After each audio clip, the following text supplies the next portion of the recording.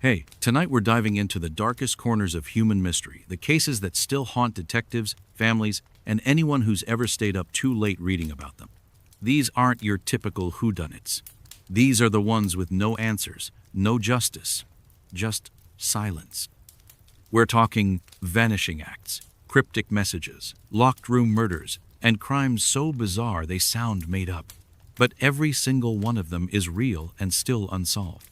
If you're into this kind of late-night journey through the strange and unsettling, drop a like or hit subscribe. It really helps keep this going. And hey, I always love knowing where you're listening from. Drop your city and local time in the comments.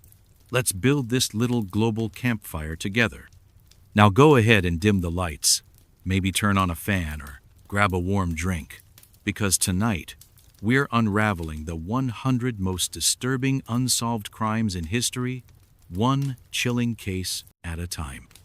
It starts with absence, a moment when someone simply isn't where they're supposed to be. A dorm room door left slightly ajar, a car parked on the side of a rural road, a message that never gets replied to. And then it unfolds slowly, unnervingly as families search, friends call, investigators guess, and time stretches out into a yawning silence that no one can fill. These are the disappearances that feel like the world just swallowed someone whole, leaving behind only questions and the eerie gnawing thought, if it could happen to them, it could happen to anyone. Take Maura Murray, a 21-year-old nursing student from Massachusetts, bright and athletic, with a life full of the usual chaos and promise.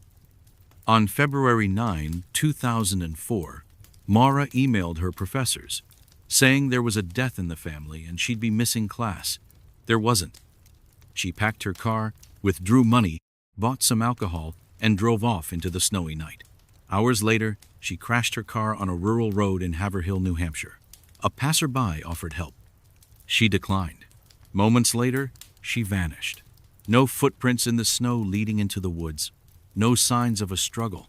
Just a wrecked car and an abandoned life. Was she running? Was someone chasing her? Did she meet someone at the crash site?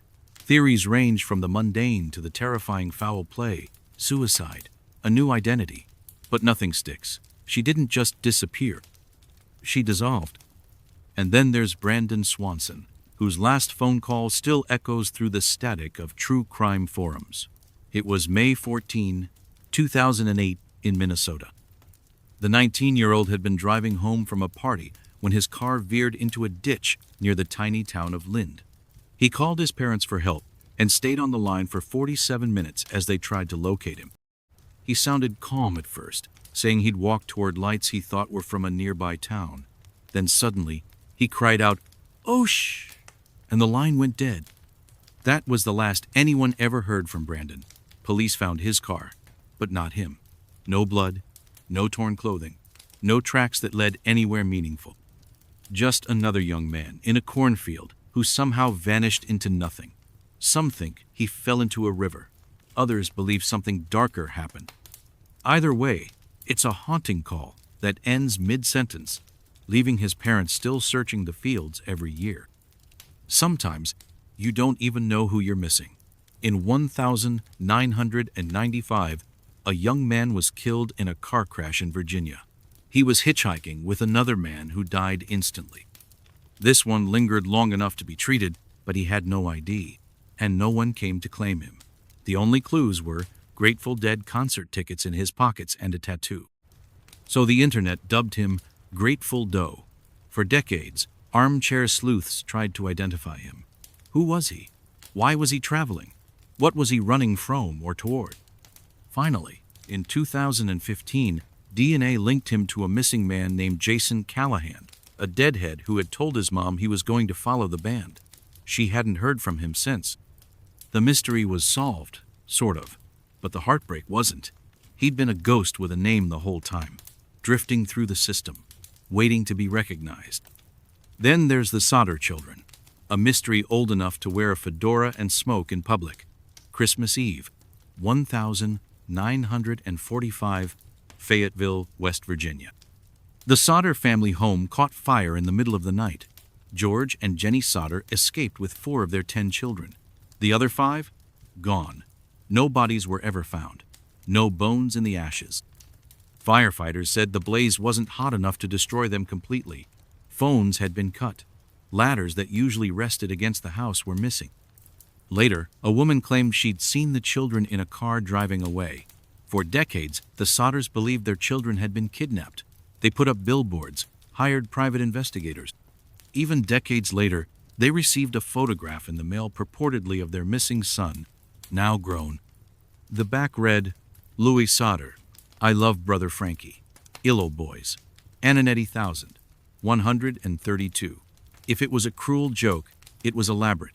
If it was real, it changed nothing. The children were never found." And then, in a category all his own, there's Lars Mittank, a 28-year-old German man vacationing in Bulgaria with friends in 2014. One night, he got into a scuffle over soccer. Suffered a minor ear injury. Nothing major. But then, things got weird. He began acting paranoid. Told his mom people were following him. Texted strange messages.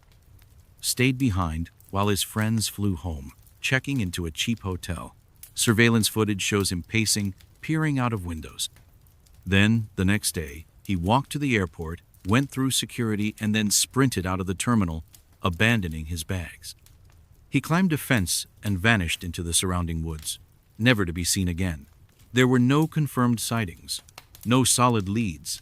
He just ran and kept running, and no one knows what scared him that much. Was it psychosis? Paranoia? Or was someone actually following him? These are the stories that leave the light on. Not because they're violent, but because they aren't resolved. No neat endings. No satisfying arrests.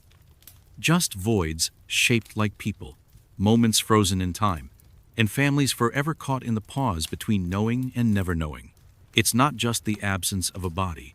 It's the absence of narrative, of closure. These people existed, laughed, fought, texted, hugged, then not. That's the part that stays with you. Because if someone can disappear that completely, then maybe reality isn't as solid as we'd like to think. Maybe the world is full of trapdoors. And maybe the scariest stories are the ones that don't end at all. It's one thing when someone disappears. It's another when they're found and no one knows who killed them, or why, or how they ended up the way they did. These are the cases where the crime scene is like a locked room with no door, where the clues only seem to lead in circles. They're not just murders. They're puzzles with missing pieces. And the only thing scarier than what happened is that nobody ever figured it out. Let's start with the boy in the box.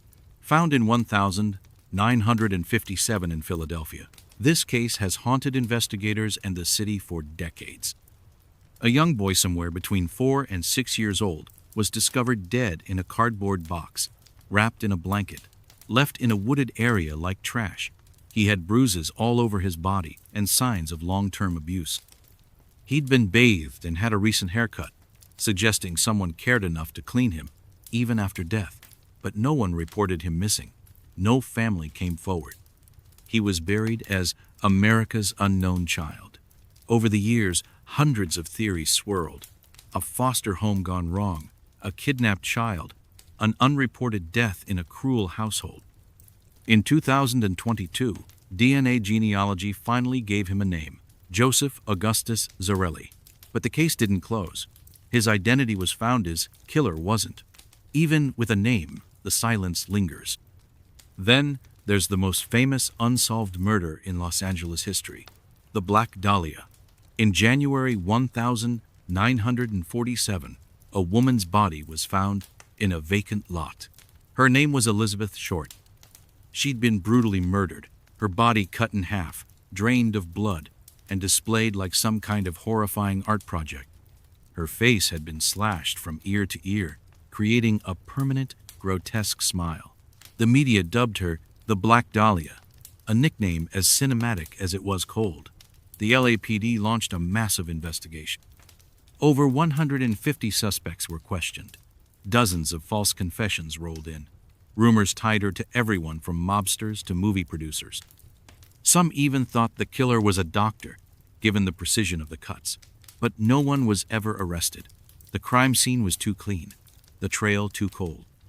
Today, it reads like a script that ends mid-reel. No killer, no motive, just violence turned into legend. Next, the Ketty Cabin Murders. April 11, 1981. Cabin 28 in Ketty, California. Sue Sharp and her children were living there, trying to start over. That night, someone entered the cabin and slaughtered Sue, her son John, and his friend Dana Wingate. They were tied up with electrical cord and duct tape, beaten with a hammer, stabbed, and left in a horrific pile. Sue's daughter Tina was missing. Her remains were found 3 years later, over 50 miles away. Strangely, 3 other children sleeping in the cabin were left unharmed and apparently heard nothing. The crime scene was a mess of chaos, bloody prints, conflicting witness reports, and strangely little urgency from local law enforcement. Decades later, some believe a cover-up was involved. 2 suspects were named posthumously in 2016, but no charges were ever filed. And the why? Still a void, still no closure. In Washington, D.C., during the early 1970s, a serial killer known as the Freeway Phantom preyed on young black girls. Between 1971 and 1972, 6 victims between the ages of 10 and 18 were abducted, murdered, and dumped near highways. Some were sexually assaulted, others were strangled or stabbed. One victim was found with a note stuffed into her Pocata message, written in disturbingly neat handwriting, taunting the police. For years, investigators chased rumors, interrogated suspects, and faced community outrage over the lack of progress. The killer seemed to vanish after the last murder. No arrests, no explanations. Just a nickname that became a cold, sharp memory. For families and residents alike, it wasn't just a series of killings, it was a reminder of how some voices aren't heard, even when they scream. And finally, the Icebox Murders. Houston, 1965. Police were called to the home of Fred and Edwina Rogers, an elderly couple who hadn't been seen in days. Inside the fridge, they found something far worse than leftovers. The couple had been murdered, Edwina beaten, Fred dismembered. Their remains were carefully stored in the refrigerator like cuts of meat. But the strangest part? Their son, Charles Rogers, was missing. He was a reclusive man, barely ever seen, rumored to be a genius and a bit paranoid. Some believe he killed them, cleaned up, and disappeared forever. Others think there's more to the story. Some conspiracy theorists even link Charles to the JFK assassination. But that's the thing, Charles was never found. He vanished, leaving behind a house of horror and one very neatly arranged crime scene. No fingerprints, no real motive. Just a fridge full of evidence that pointed to no one in particular. What ties these cases together isn't just the violence, it's the fog, the blank spaces in the files, the way a name or a face becomes a cold case number, a file in a drawer that no one opens anymore. And yet they never fully fade. Not really. They lurk in the quiet corners of history, waiting for a piece of evidence, a deathbed confession, a DNA match, or just someone who cares enough to look again. Because sometimes, the only thing keeping a case alive is that someone, somewhere, can't stop wondering. It's one thing to kill and vanish. It's another thing to leave a note, or better yet a puzzle, a taunt, a code so cryptic it becomes its own legend. These are the crimes where the horror isn't just what was done, but what was left behind. Clues that feel like they should make sense, as if the answers are just under the surface, waiting for someone clever enough or obsessed enough to unlock them. But what if the message was never meant to be solved? What if the killer was just playing games, and we've been decoding madness ever since? Start with the Zodiac Killer. California, late 1960s. A murderer on the loose, targeting couples, shooting from the shadows, stabbing through the silence. But what made him infamous wasn't just the brutality, it was the correspondence. Dozens of letters sent to newspapers, ciphers included, threats made. One letter read, "I like killing people because it is so much fun." He signed it with a symbol circle, cross, like a sniper scope. In one 1969 letter, he included a coded message that read, once cracked, something like, "I am not afraid of the gas chamber. Cool, chill, completely normal." But the most infamous was the 340 cipher named for its 340 characters sent to the San Francisco Chronicle in November 1969. For over 50 years, it went unsolved. Experts, amateurs, cryptographers, even AI model saw stumped. Then in 2020, a team of codebreakers, just some dudes on the internet, basically cracked it. It didn't reveal his name, or even much new information. Just another rant. Another message that made you wonder if the real puzzle was that he never intended for there to be a prize. Even solved, it left more questions. And the Zodiac? He just stopped, or moved, or died. Either way, the trail ended, but the letter stayed. Now hop across the world to Australia. 1948. A man is found dead on Somerton Beach near Adelaide. No ID, no obvious cause of death. Just a well-dressed body slumped against a seawall like he'd fallen asleep mid-thought. In his pocket, a scrap of paper with two words, Tamam Shud, Persian for "it is finished." Police found a hidden pocket sewn into his clothes. In it, a tiny book of Persian poetry. In that book, a series of letters seemingly random suggesting a code. Also, a phone number that led to a nurse who claimed not to know him, though her reaction to seeing his face allegedly suggested otherwise. In 2022, researchers identified him via genetic genealogy as Carl Webb. But just like the Zodiac cipher, the revelation raised more questions. Who was he? Why the book? Why the hidden pocket? What was finished? And then there's Ricky McCormick, found dead in a cornfield in Missouri in 1999. No clear cause of death, no signs of trauma. Just a 41-year-old man with health problems and a limited education and 2 sheets of paper stuffed in his pockets, filled with what looks like encrypted writing. Random letters, numbers, parentheses, gibberish to most, but to someone, maybe, it meant something. The FBI still doesn't know. They released the pages to the public in 2011, hoping someone would break the code. People tried, still trying. Some say it's a personal shorthand. Others believe it's an actual cipher. But if Ricky wrote it, did he write it for someone? And if so, who? Let's add the Yox case, one of Germany's weirdest mysteries. In 1984, a food engineer named Günther Stoll began acting increasingly paranoid. He claimed they were after him. No one knew who they were. One night, he suddenly shouted, "Now I've got it," and scribbled the letters Yox on a piece of paper.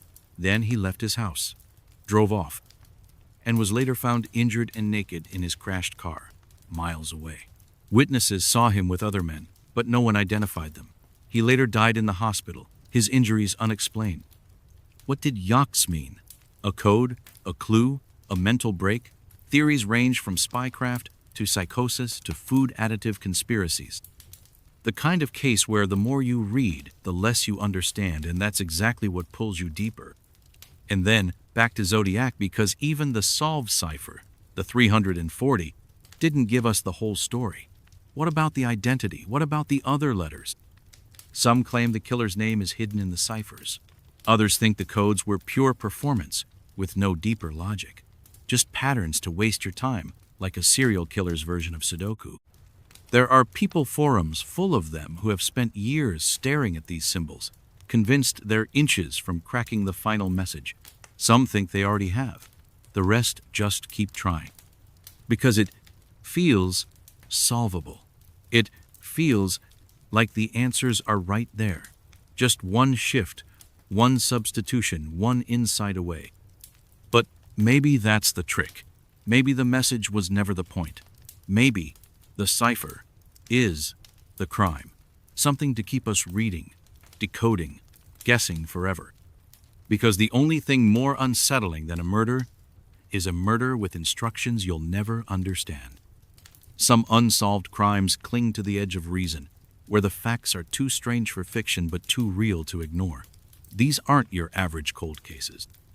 These are the stories where even seasoned detectives start muttering things like unexplained or possibly paranormal under their breath, where the evidence reads more like urban legend than official report.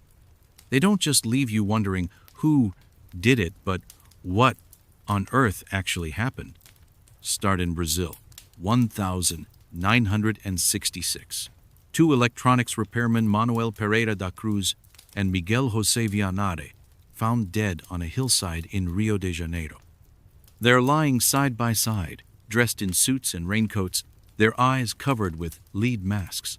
No signs of trauma, no struggle, just two dead guys with notes that mentioned something about protective capsules and a specified hour.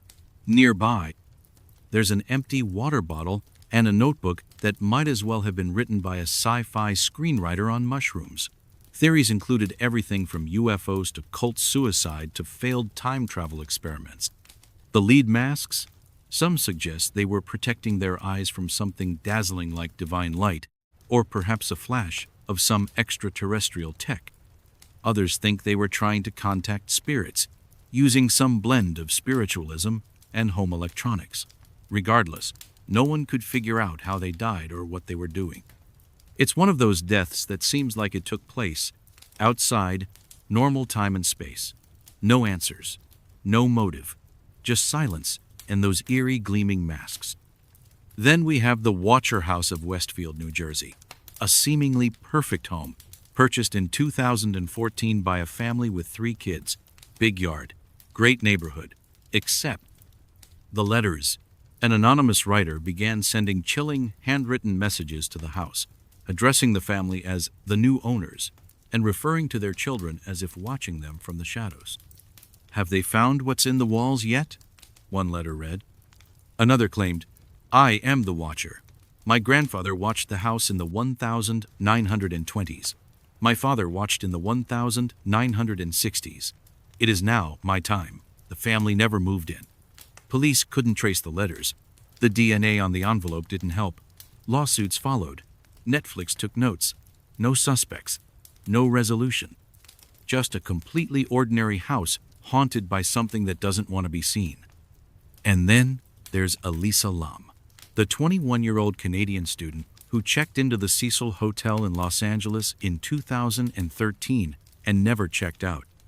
Her body was found weeks later in a water tank on the hotel roof after guests complained about the water's taste and pressure. The case went viral, in part due to the elevator surveillance footage. In it, Elisa behaved strangely, pressing multiple buttons, stepping in and out, hiding, gesturing to something unseen. People speculated wildly. Was she on drugs? Experiencing a mental health crisis?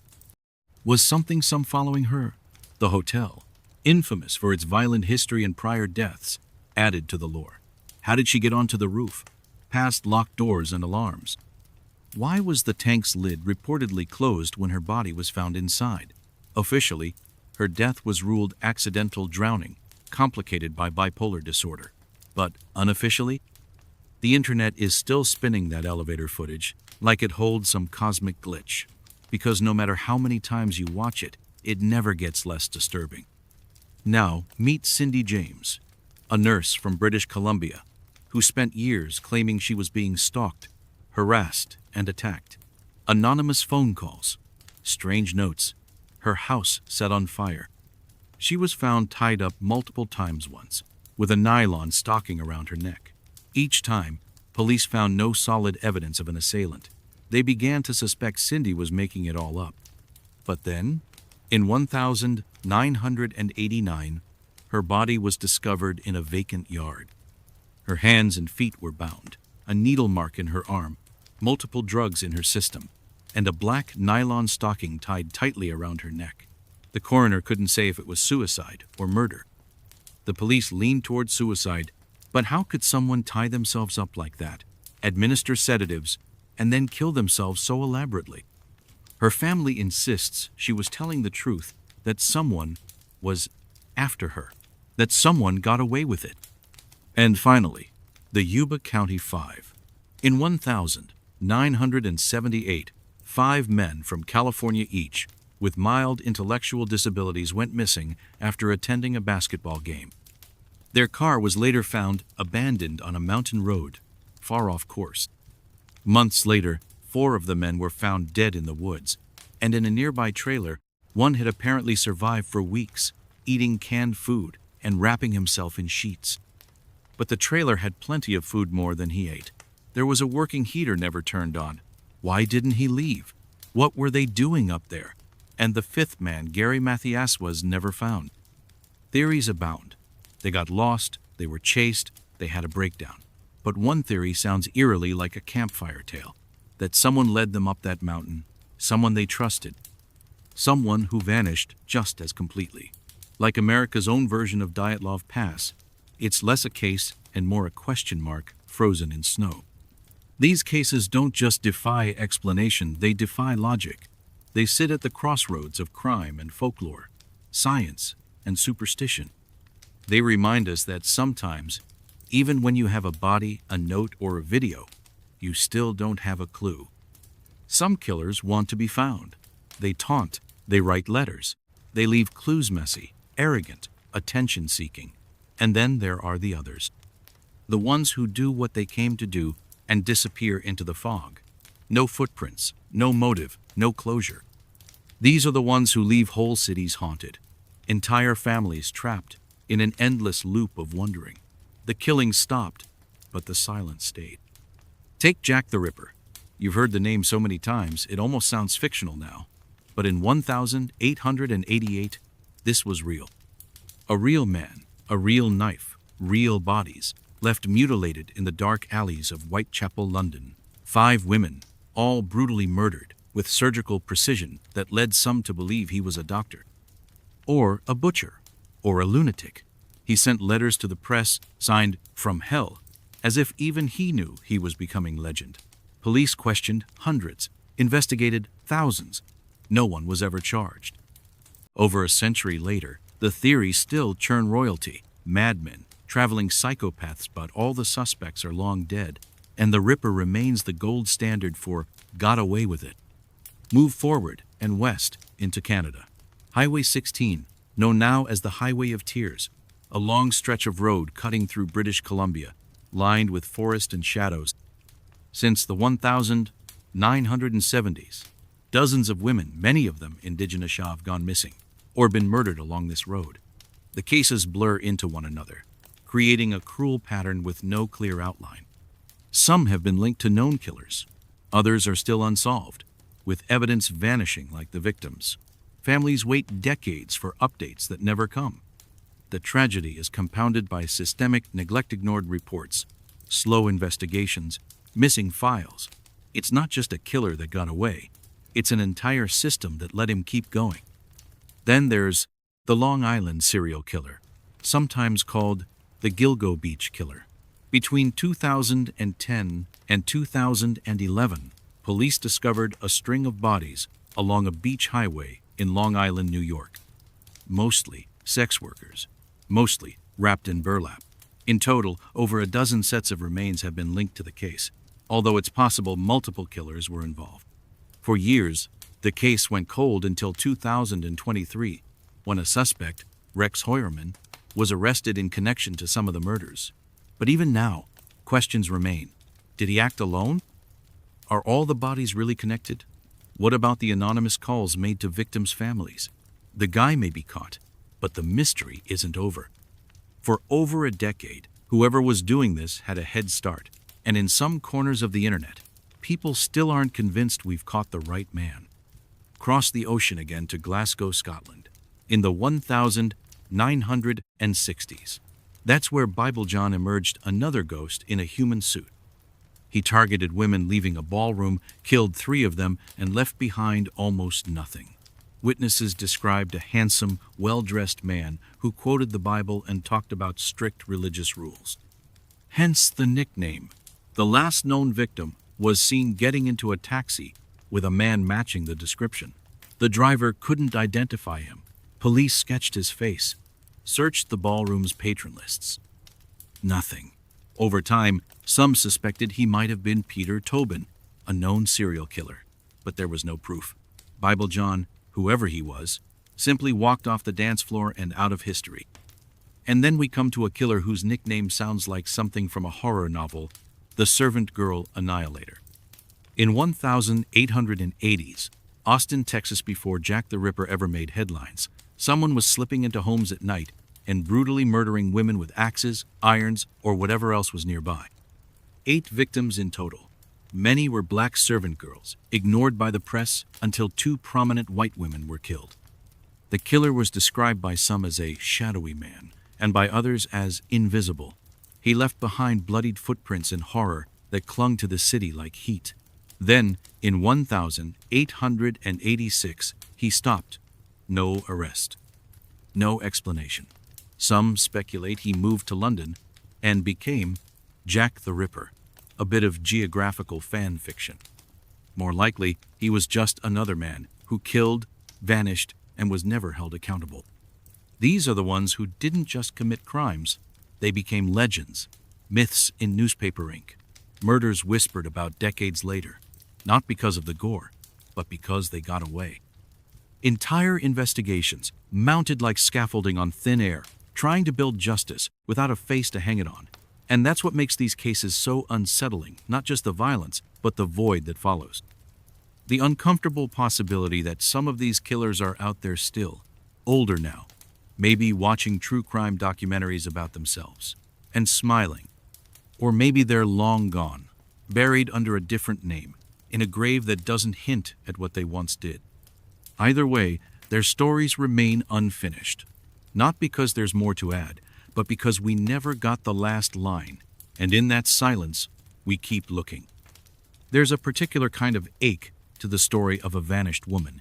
It's not just that she's missing, it's the open-endedness, the way a life can stop mid-sentence, and the world just moves on. These are the cases that linger because they feel too familiar. A cruise, a walk home, a day of errands. Nothing extraordinary until the moment it all stopped making sense. And the worst part? No one knows what to file it under. Crime, accident, or something stranger. Take Amy Lynn Bradley, a 23-year-old woman on a Caribbean cruise with her family in 1998. One night, after dancing and taking photos with the ship's band, she vanished. Her brother saw her sleeping on their balcony in the early morning hours. By the time he woke up again, she was gone. No splash, no scream. The cruise staff didn't make announcements or delay docking. They assumed she'd fallen overboard, but her flip-flops were still in the cabin. Her family didn't buy it. Over the years, there were alleged sightings of her in the Caribbean at a brothel with a strange man, even in a bathroom, whispering for help before disappearing again. FBI involvement, TV specials, age-progressed photos, still no answers, just a long echo from a ship that kept on sailing. Then there's Jennifer Kessie, a successful 24-year-old in Orlando, Florida, with a stable job and a new condo. In 2006, she vanished after what should have been a completely normal morning. She'd spoken with her boyfriend the night before. Everything was fine. She was seen leaving work. The next morning, she didn't show up. Her phone went to voicemail. Her car was missing. Days later, the car was found parked in an apartment complex a mile away, and surveillance footage showed someone getting out of it, someone whose face was blocked in every single frame by a fence post. Perfectly timed. Police say it looked like a man. Maybe a worker from her condo. Maybe someone she knew, or didn't. The apartment complex had been undergoing renovations transient workers. Few records, no ID checks. Years have passed. Her family still works the case like detectives, but her condo is quiet now. Her parking spot, forever empty. Phoenix Colden's story reads like a mystery novel that cuts off before the twist. In 2011, the 23-year-old left her family's driveway in her black Chevy Blazer, supposedly going to the store. She never came back. Hours later, her SUV was found abandoned in East St. Louis, engine running. Driver's door open, keys inside, glasses on the seat. Not a single clear witness. Her life, it turned out, was more complicated than it looked. She'd been keeping a second cell phone, She may have been planning a move. There were whispers of trouble, of secrecy, of someone she feared. But no one knows who she was, meeting or if she ever got there. Her mother still believes she's alive. And until someone finds otherwise, Phoenix Colden remains both gone and unresolved. In Bloomington, Indiana, 2011, Lauren Spearer vanished after a night out with friends. She was 20, a college student. The night had been filled with drinking, bouncing between apartments, barefoot by the end of it. Around 4:30 a.m., she was seen walking alone near her apartment. Then nothing. No security footage, no witnesses. Just an open door in a city that didn't notice her disappearing. Her friends lawyered up quickly. Rumors flew. Drugs were mentioned. Accusations, denials, theories stacked on top of one another. Theories that she overdosed and someone covered it up. Theories that she was taken, but none of them lead anywhere. Her parents still return to Bloomington, putting up flyers. But the longer a case drags on, the more it feels like memory turns into myth. And then there's the oldest, weirdest one of this bunch, the case of Joan Risch. In 1961, she was a 31-year-old housewife in Lincoln, Massachusetts. One day, she vanished from her suburban home while her 2-year-old daughter was napping. Blood was found in the kitchen, smeared and pooled. A phone was ripped from the wall. There was a trail of blood leading to the driveway, but then nothing. No body, no suspects, just confusion. Her car was still in the garage. And strangely, Joan had checked out library books in the weeks before about disappearances and faked identities. Did she stage it? Did someone come for her? Was she trying to escape something or someone? People saw a woman matching her description wandering nearby roads, looking dazed, but it didn't lead anywhere. 60 years later, the house has had new owners, new carpets, but the same lingering questions. What ties these cases together isn't just that they're unsolved, it's that they shouldn't be. These women didn't disappear in storms or jungles or war zones. They were in cities, surrounded by people. They had families, jobs, homes, yet they vanished with the precision of a magician's sleight of hand and moment here, the next, gone. And when a woman disappears, the questions pile up faster than the answers. Was it someone she trusted? A stranger? Did she leave on purpose? Is she alive, somewhere out there watching people speculate from behind new eyes? Or was it all over quickly, cleanly, quietly? You can follow every lead, analyze every timestamp, replay every last known moment. But some stories don't end, they just fade. And that's what makes them so hard to forget. There's something deeply unsettling about a body with no name. A person who lived, breathed, and walked through the world, now reduced to a nickname on a file folder. They're not just victims, they're mysteries wrapped in silence. Their faces reconstructed with clay, their dental records compared to ghosts. We know how they died, sometimes even who killed them, but not who they were. And without identity, justice remains incomplete, because how do you solve a crime when you don't even know who to grieve? Let's start with the Lady of the Dunes. Found in 1974 in the dunes of Provincetown, Massachusetts. She'd been lying there for days, maybe weeks, face beaten beyond recognition, hands missing, possibly to prevent fingerprinting. Her auburn hair was tied back with a blue bandana. Her jeans were folded neatly beneath her head, like a pillow. It was a strange blend of violence and tenderness. For decades, she remained Jane Doe. Theories stacked up. Mob hit, crime of passion, escaped convict. Stephen King fans even speculated she was an extra in Jaws, filmed nearby around the time of her death. In 2022, DNA finally gave her a name, Ruth Marie Terry. But the identity didn't unlock the rest of the mystery.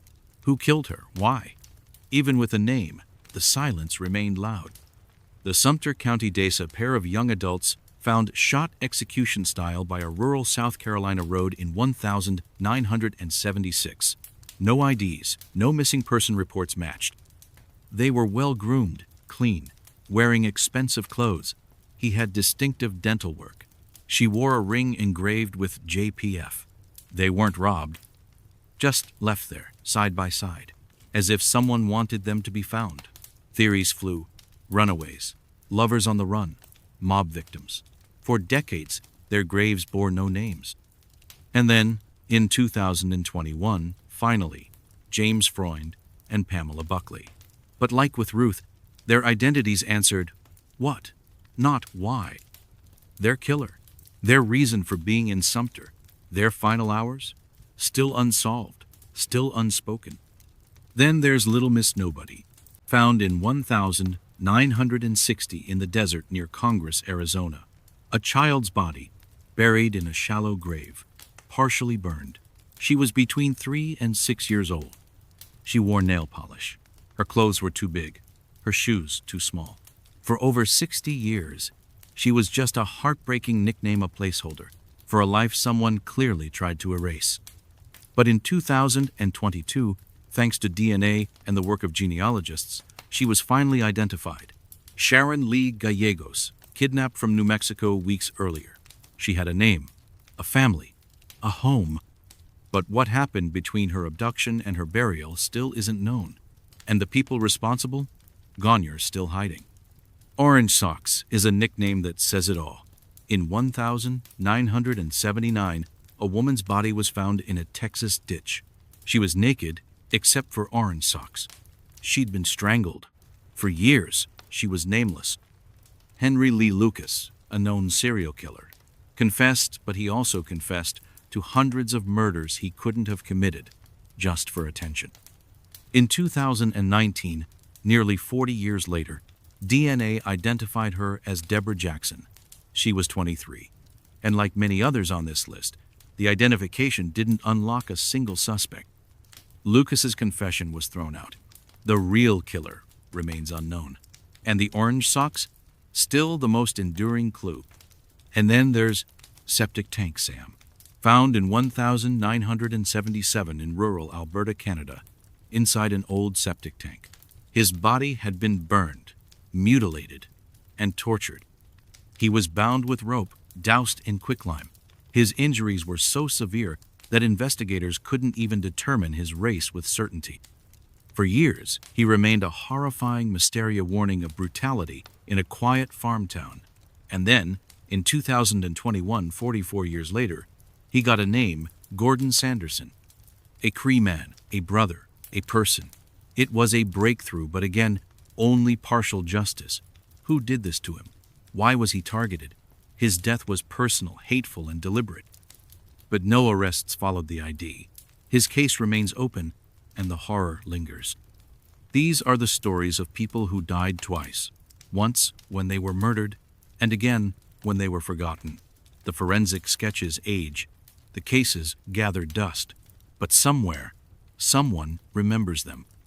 A family still wonders. A sibling still searches. And sometimes, thanks to science and stubbornness, they get a name back. A sliver of peace. But names aren't the end. They're just the start of a second story, one that asks the hardest question of all. Not who were they, but why were they taken in the first place?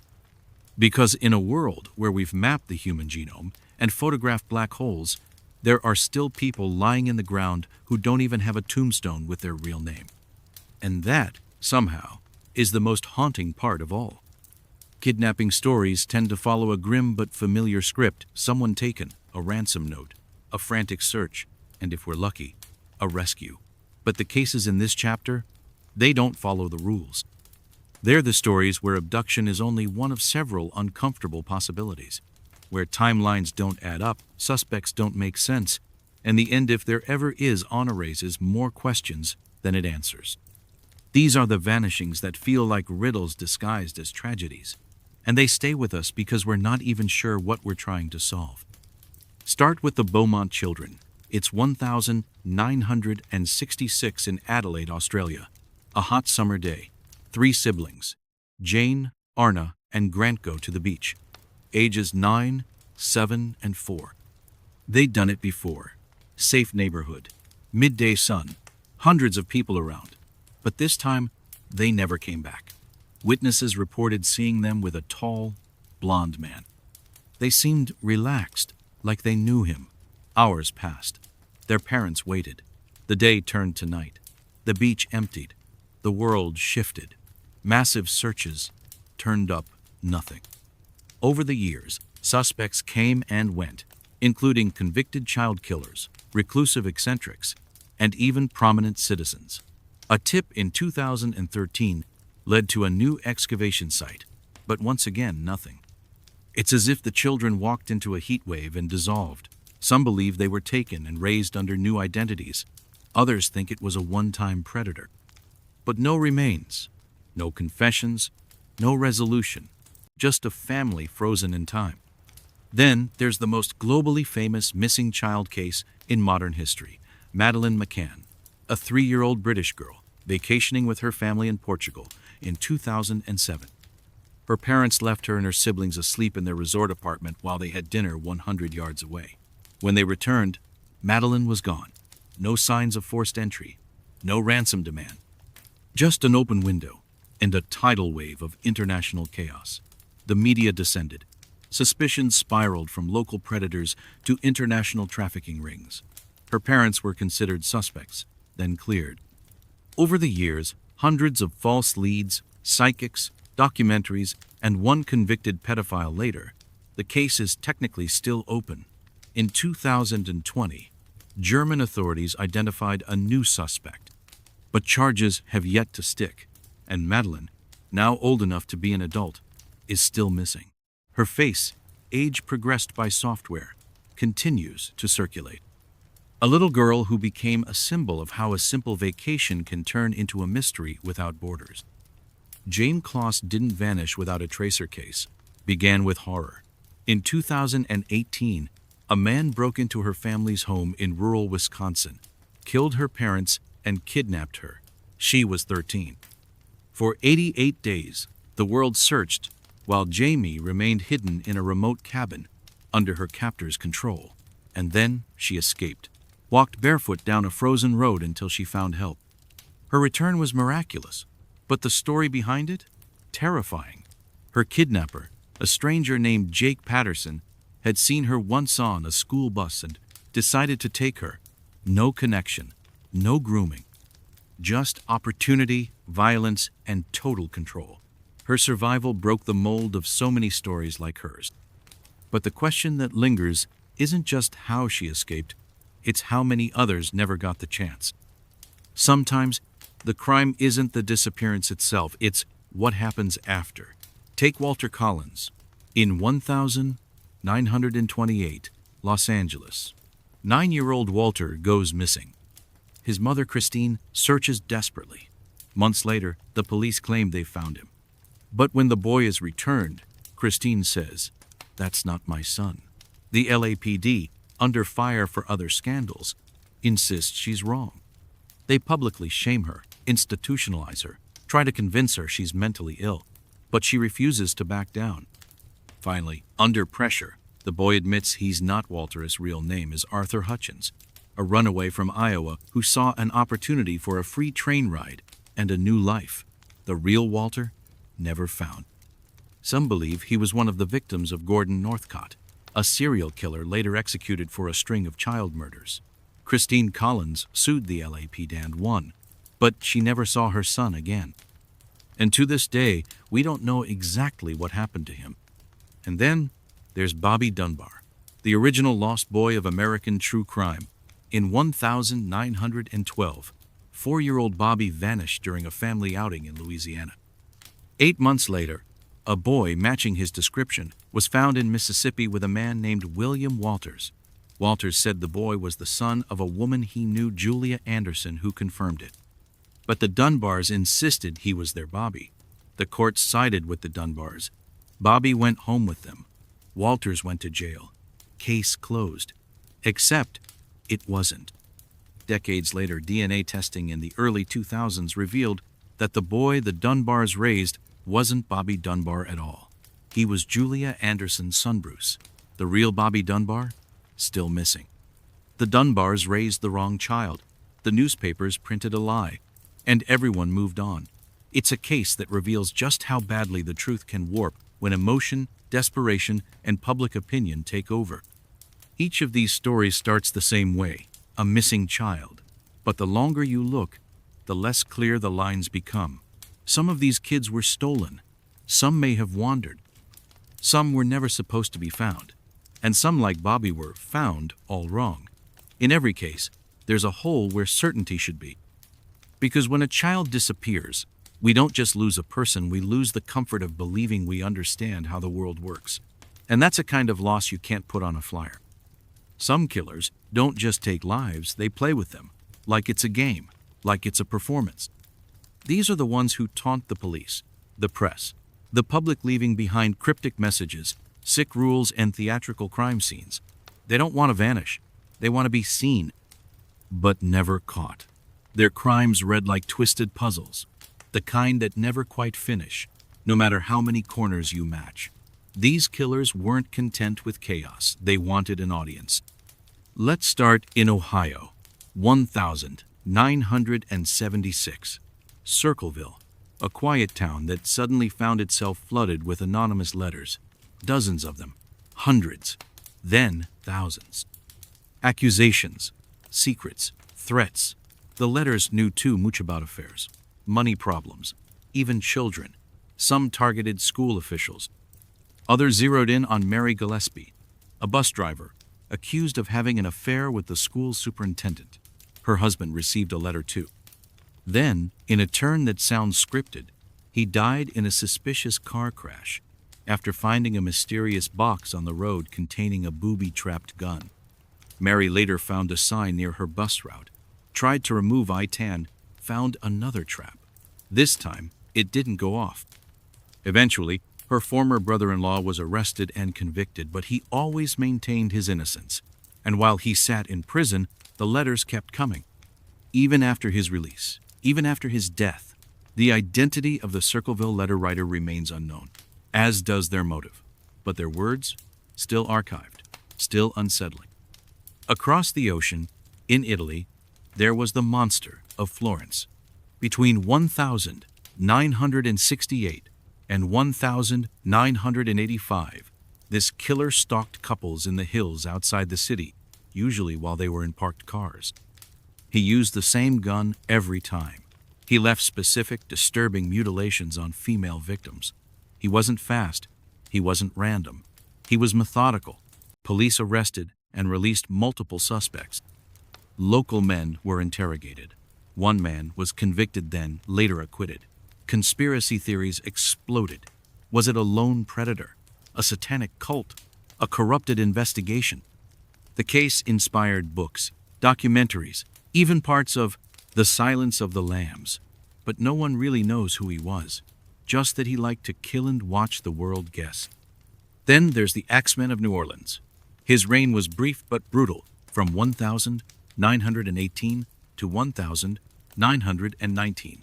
He targeted Italian immigrants, usually grocers, killing them with axes he found in their own homes.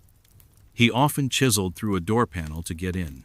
And then came the letter, addressed to the newspapers, signed the Axeman of New Orleans.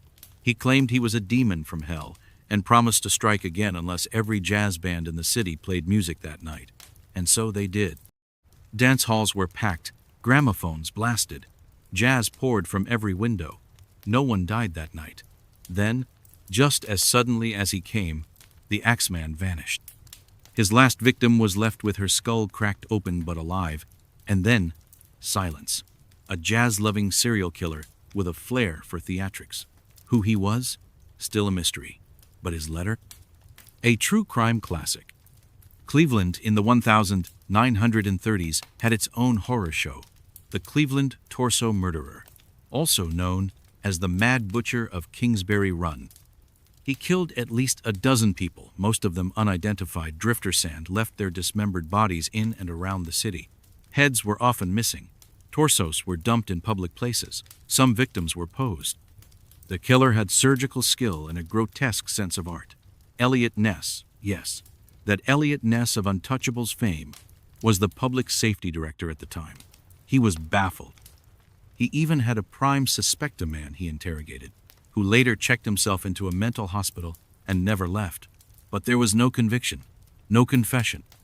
Just butchered bodies and smoke from burning shanty towns as Ness tried to smoke the killer out. It didn't work. The murders stopped or moved. but the name remained. And finally, the Thames Torso Mystery, Victorian London, late 1800s. At the same time, Jack the Ripper was carving his name into history. Another killer was at work, this one preferring to dismember and dump bodies in the Thames River. Unlike the Ripper, these murders weren't flashy. No press letters, no alley gore, just severed limbs in crates, torsos in police yards, and heads that almost never turned up. Some of the victims were identified, most weren't. The murders didn't get the same media coverage as Jack, but some believe they were more gruesome and possibly more skilled. Were the two killers one and the same, competing, unrelated? No one knows. The Thames Torso killer just chopped, scattered, and left the rest to the currents. What links these cases isn't just the gory, it's the choreography. These killers performed, whether through letters, patterns, or placement, they turned murder into theater and left us in the audience, squinting for clues in the dark, long after the curtain dropped. Because the scariest thing isn't that they killed, it's that they wanted us to watch. Some killers don't need a name to haunt us. They carve out a rhythm who they target, where they strike, how they leave their scene. The pattern becomes their signature. But even as we connect the dots, the face behind it all never appears. These cases are unsettling not just for the violence, but because you can feel the design behind it. Someone out there with a plan. And no one can stop what they can't see. Start with the Colonial Parkway murders. Between 1986 and 1989, along Virginia's scenic Colonial Parkway, at least 4 pairs of young people, mostly couples, were killed, often in their cars. Sometimes on the side of the road, sometimes left in water. One pair was found bound and strangled. Another was shot. In some cases, their bodies were never recovered. There were signs of impersonation, someone pretending to be law enforcement. Some speculated a rogue cop or a ranger using their badge to gain trust. Others think it was 2 killers. The locations were quiet, isolated, and mostly near the same stretch of historic highway. Despite decades of investigation and FBI involvement, no charges have been filed. Families continue to work the case independently, sharing leads and DNA where they can. But whoever was doing this was careful, and possibly gone now, or just older, still driving, still watching. Then there's the West Mesa bone collector. In 2009, a woman walking her dog on the outskirts of Albuquerque, New Mexico, noticed a bone sticking out of the dirt. That led police to discover a burial ground 11 women and 1 unborn child. Their remains scattered across a dry, desolate mesa. All the victims had disappeared between 2001 and 2005. Many were sex workers. Some struggled with addiction. All were young, and all somehow ended up in the same place, covered by dust and silence. There were no tire tracks, no DNA, no eyewitnesses. One suspect, a local man with a history of violence, died in 2006, but there's no proof he was the one. The city has expanded. Subdivisions now sprawl over the mesa. But beneath the concrete, the mystery lingers. Who buried those women? And why did he stop? The I-70 killer struck in 1992 across the American Midwest. His targets were mostly young, petite women working alone in small shops along the I-70 highway corridor, Indiana, Missouri, Kansas. Sometimes he robbed the stores, sometimes he didn't. The weapon was the same, a .22 caliber gun. Witnesses described a thin man with reddish hair, often carrying a duffel bag.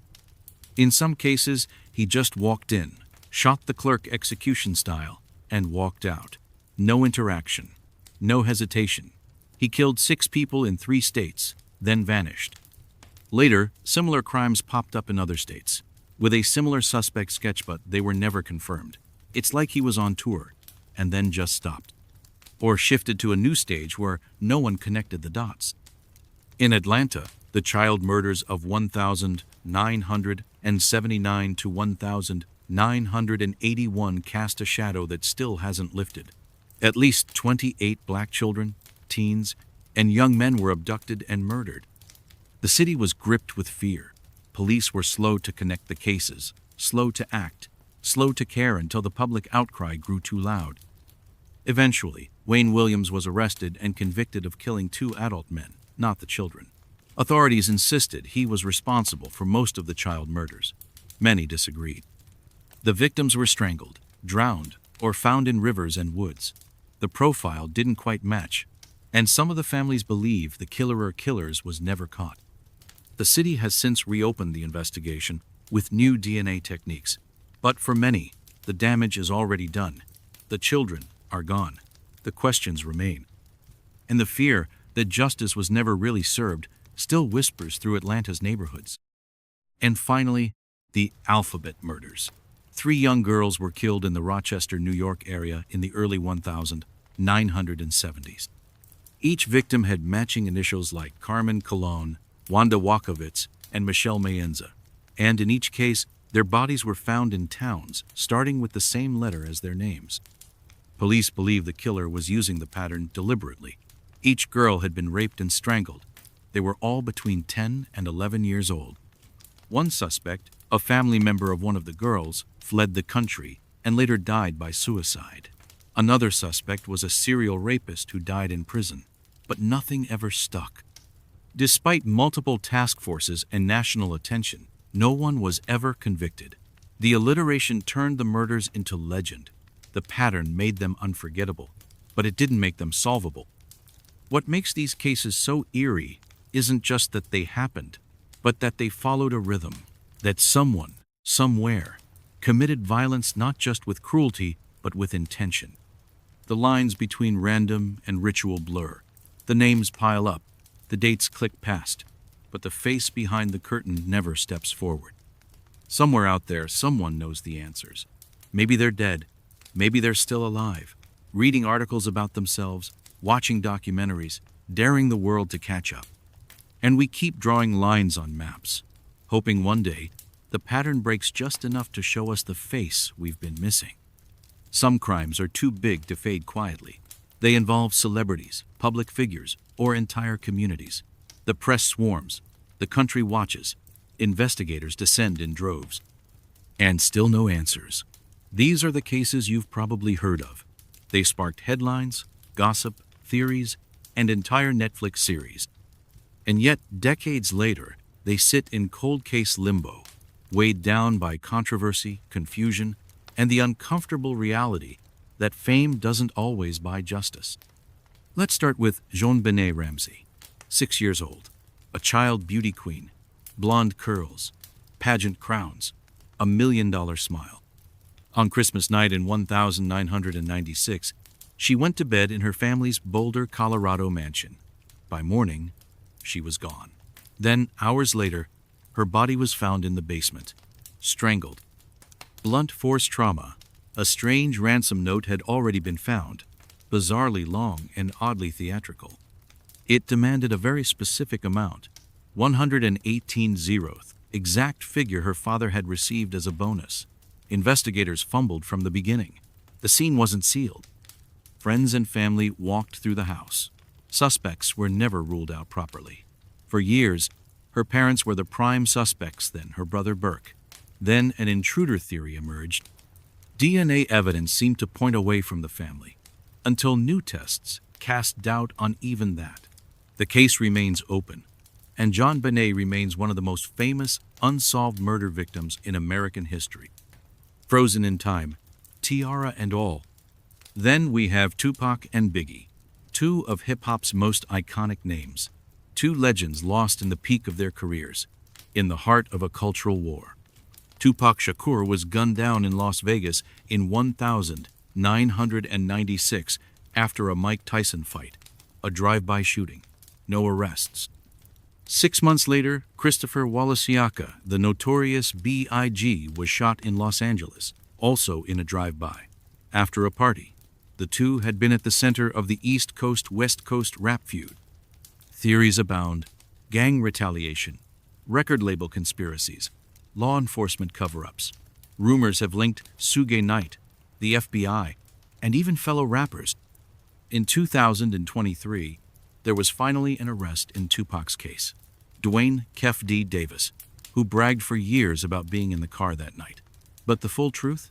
Still hazy, still bitter, still wrapped in a fog of fame and silence. Jimmy Hoffa is what happens when a man becomes a myth. The powerful Teamsters union boss vanished in 1975 from a Detroit suburb. He was supposed to meet two mobsters in a restaurant parking lot. He was never seen again. No body, no confirmed crime scene, just 1,000 theories, buried in a stadium, stuffed in a car compactor, tossed into the ocean. Some say he was killed to prevent him from regaining power in the union. Others think it was a message. Investigations have spanned decades. FBI digs, wiretaps, deathbed confessions, nothing definitive. Hoffa became a punchline, then a legend. His name now means disappeared without a trace. And wherever he ended up, he stayed there. The Tylenol murders of 1982 terrified America in a whole new way. 7 people in the Chicago area died after taking Tylenol capsules laced with cyanide. Totally random, totally untraceable. The killer had slipped tampered bottles back onto store shelves. The deaths triggered a nationwide panic and led to massive changes in drug packaging sealed caps, tamper-evident labels, and tighter regulations. But the killer was never caught. One man, James Lewis, was convicted of extortion for writing a letter demanding money from Johnson & Johnson, but he was never charged with the actual poisonings. Forensic evidence was minimal. Surveillance was nearly non-existent. Whoever did it slipped away, leaving a trail of bodies and a new chapter in the history of fear. Even now, no one knows if it was a lone sociopath or the work of someone more organized. The medicine cabinet was never the same again. And then there's the Villisca axe murders. A whole family, plus 2 overnight guests, murdered in their Iowa home in 1912. 8 people bludgeoned to death in their beds. Mirrors covered. Doors locked. The killer used an axe, possibly the family's own. No one heard anything. Despite neighbors living just feet away, a man was tried and acquitted. Other suspects included a traveling preacher, a jealous rival, and even a drifter who confessed and then recanted. The scene was oddly ritualistic. Lamps had their wicks bent. Windows were covered. It felt personal and yet calculated. The house is now a museum and reportedly haunted. Ghost hunters visit. Tourists stay overnight. But the question remains, who swung the axe and why? These cases aren't just unsolved. They're saturated with media, with speculation, with missteps. The public obsession only deepens their mystery. Every theory adds another layer of fog. The spotlight, it turns out, doesn't make things clearer. It just casts longer shadows. And inside those shadows, truth can hide for decades, maybe forever. Unsolved crimes don't respect borders. Horror has passports, and mystery speaks every language. From a farm in Germany to a Tokyo suburb, the world is full of cases where the truth remains locked behind culture, silence, or just plain weirdness. These international mysteries prove that no matter where you are on the map, the human instinct to destroy and the difficulty in making sense of it is universal. Start with the Hinterkaifeck murders in 1922 Germany, which sounds like a grim fairy tale if the Brothers Grimm had been into true crime. On a remote Bavarian farmstead, 6 members of the Gruber family, grandparents, daughter, grandchildren, and a maid, were slaughtered with a mattock, a kind of pickaxe. Their bodies were stacked neatly in the barn and covered with hay. Even stranger, the killer likely stayed in the house for days, afterward feeding the animals, eating meals, keeping the stove warm. Neighbors reported smoke from the chimney and footprints in the snow that led in to the house, but none that led out. A family annihilated in the middle of nowhere, with no clear motive and no escape route for the murderer. The prime suspect? Probably someone they knew. Maybe someone already inside the house. The only thing more chilling than the crime is the fact that it could happen again, and no one would see it coming. Now jump to 1999 in London. Jill Dando, beloved BBC presenter and humanitarian, was shot in broad daylight on her doorstep. 1 bullet to the head. No warning, no sign of a struggle. The killing had the signature of a professional hit quick, clean, efficient. But why? Jill wasn't controversial. She hosted Crime Watch, yes, but she wasn't an investigator. Some speculated it was a jilted fan, or a Serbian revenge killing for her charity work. Others whispered about secret intelligence ties. A man named Barry George was convicted, but after years in prison, his conviction was overturned due to lack of evidence. Jill Dando remains a national tragedy and one of Britain's most confounding cold cases. There are thousands of hours of footage of her presenting crime stories, and yet, no camera ever caught the person who killed her. Meanwhile, over in Tokyo, the Setagaya family murders feel like a locked room mystery, except the door wasn't locked and the killer stayed the night. On New Year's Eve 2000, a family of 4 parents and 2 children were brutally murdered in their home. The killer used a sashimi knife from their own kitchen, then lingered in the house for hours. He ate ice cream, drank barley tea, used the computer, left his blood and feces behind. It was like he was daring the police to find him, and yet, 20 years later, they haven't. Despite DNA, fingerprints, and a trail of bizarre behavior, the suspect has never been identified. He wore foreign clothes, possibly Korean or American brand sand, carried sand that could be traced to a California skate park. He was either incredibly careless or just untouchable. Back in the United States, but with global satanic panic undertones, is the murder of Arliss Perry. In 1974, Arliss, just 19, was found dead in Stanford University's Memorial Church. She had gone in to pray after a fight with her husband. Her body was staged, nude from the waist down, a candle between her breasts, another jammed into her chest, and an ice pick through her skull. The setup screamed ritual. The press ran with its satanic cults, campus darkness. Even Charles Manson got name-dropped. The case stayed cold for decades. Then in 2018, a former Stanford security guard, who had always been a person of interest, was finally connected through DNA. But before he could be arrested, he killed himself. Officially, that solves it. Unofficially, people still whisper. Because when a church turns into a crime scene, people don't forget. And Arliss remains a symbol of how quickly one act of violence can spiral into decades of speculation. And finally, we have Ray Rivera. In 2006, Ray, an aspiring filmmaker and financial newsletter writer, ran out of his house one day in a panic and was later found dead in an abandoned conference room of Baltimore's historic Belvedere Hotel. His body had apparently fallen through the roof, but from where exactly was unclear. The hole in the roof didn't match the height or angle of a jump from the hotel's top floor. His injuries didn't quite match a fall either. He left behind a bizarre note filled with references to Freemasonry, Stanley Kubrick, and secret societies. He had been working for a company linked to financial conspiracy theories. His laptop was found behind a locked door.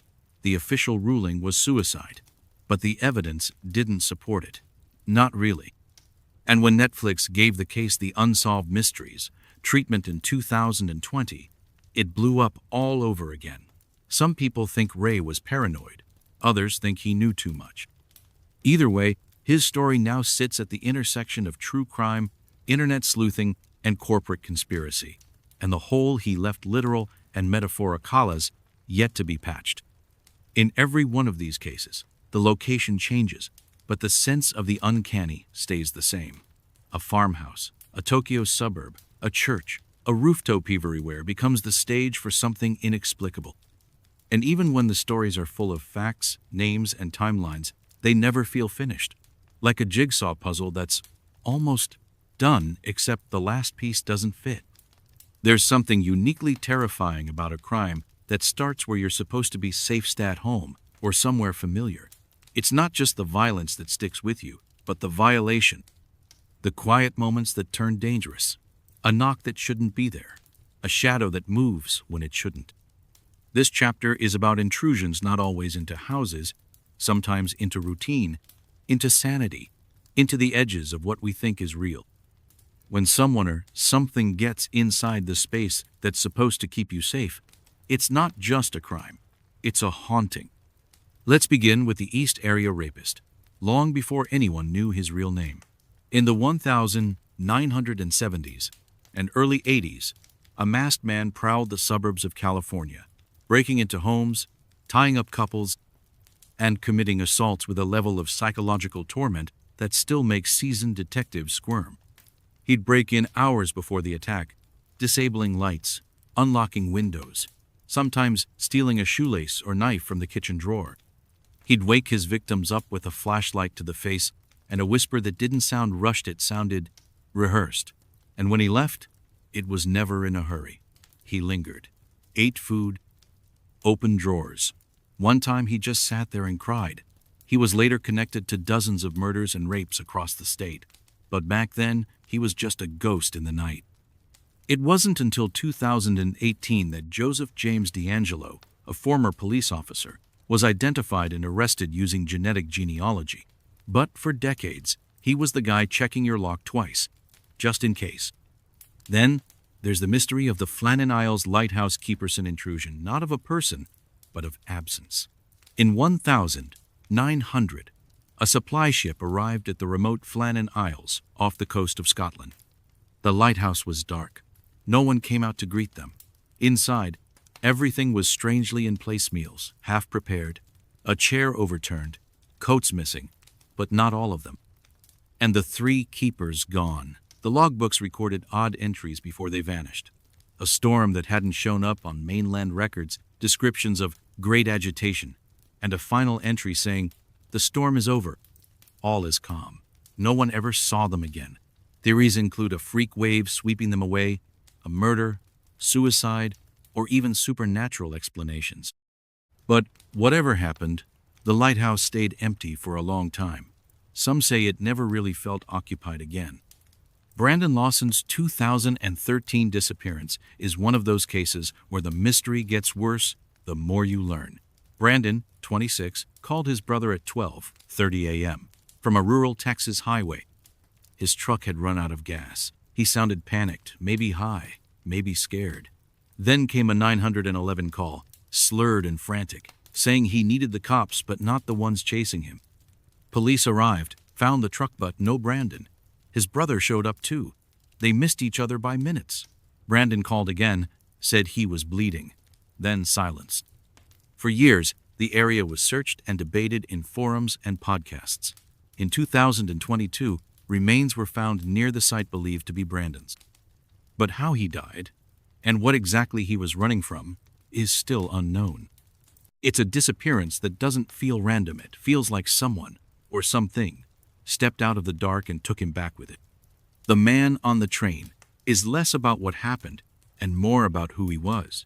In 2001, a man boarded a train in Canada and suffered a medical emergency.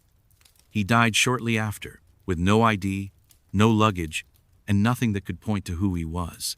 He had surgical scars, expensive dental work, and carried a pocket full of Canadian currency. But his fingerprints matched no one. His face rang no bells. He had seemingly stepped onto the train from nowhere.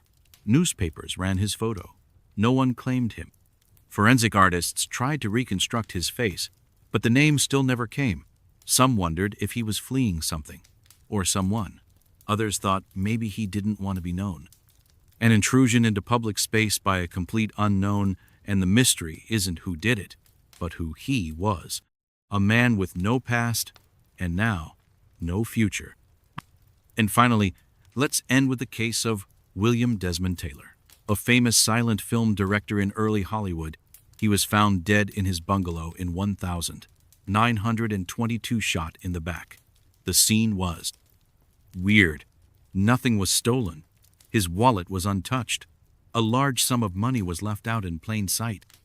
His servant initially told police that Taylor had died of natural causes, despite the clear bullet wound. Why? No one knows. The investigation became a tabloid circus. Suspects included famous actresses, studio executives, drug dealers, and even his own butler.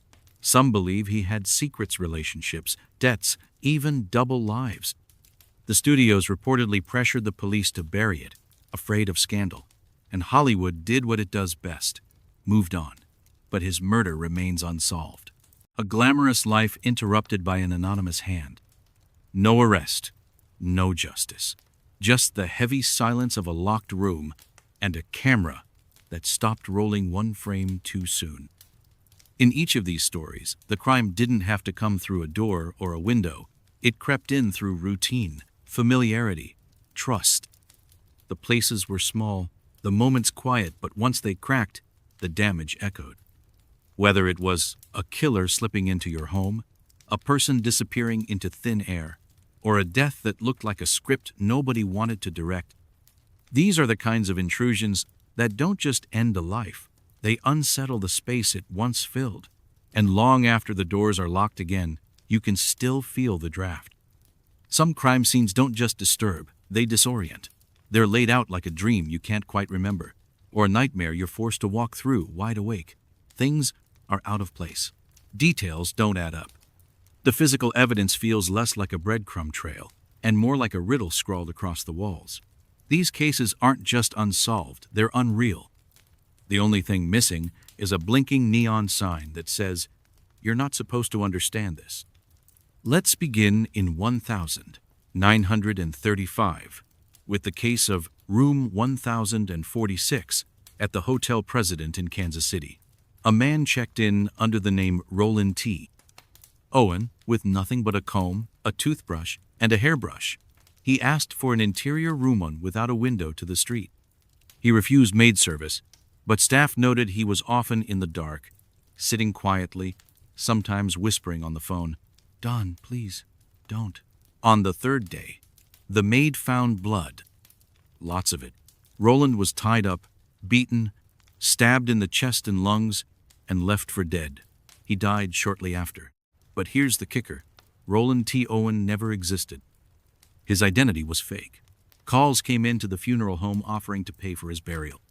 Flowers were sent anonymously with a card that read, "Love forever, Louise." Police later discovered his real name, but by then, no one who knew him was alive. It's a classic locked room mystery, except the lock was never really the problem. The whole room was a stage, and the script? Shredded. Next, the Crawford family murders.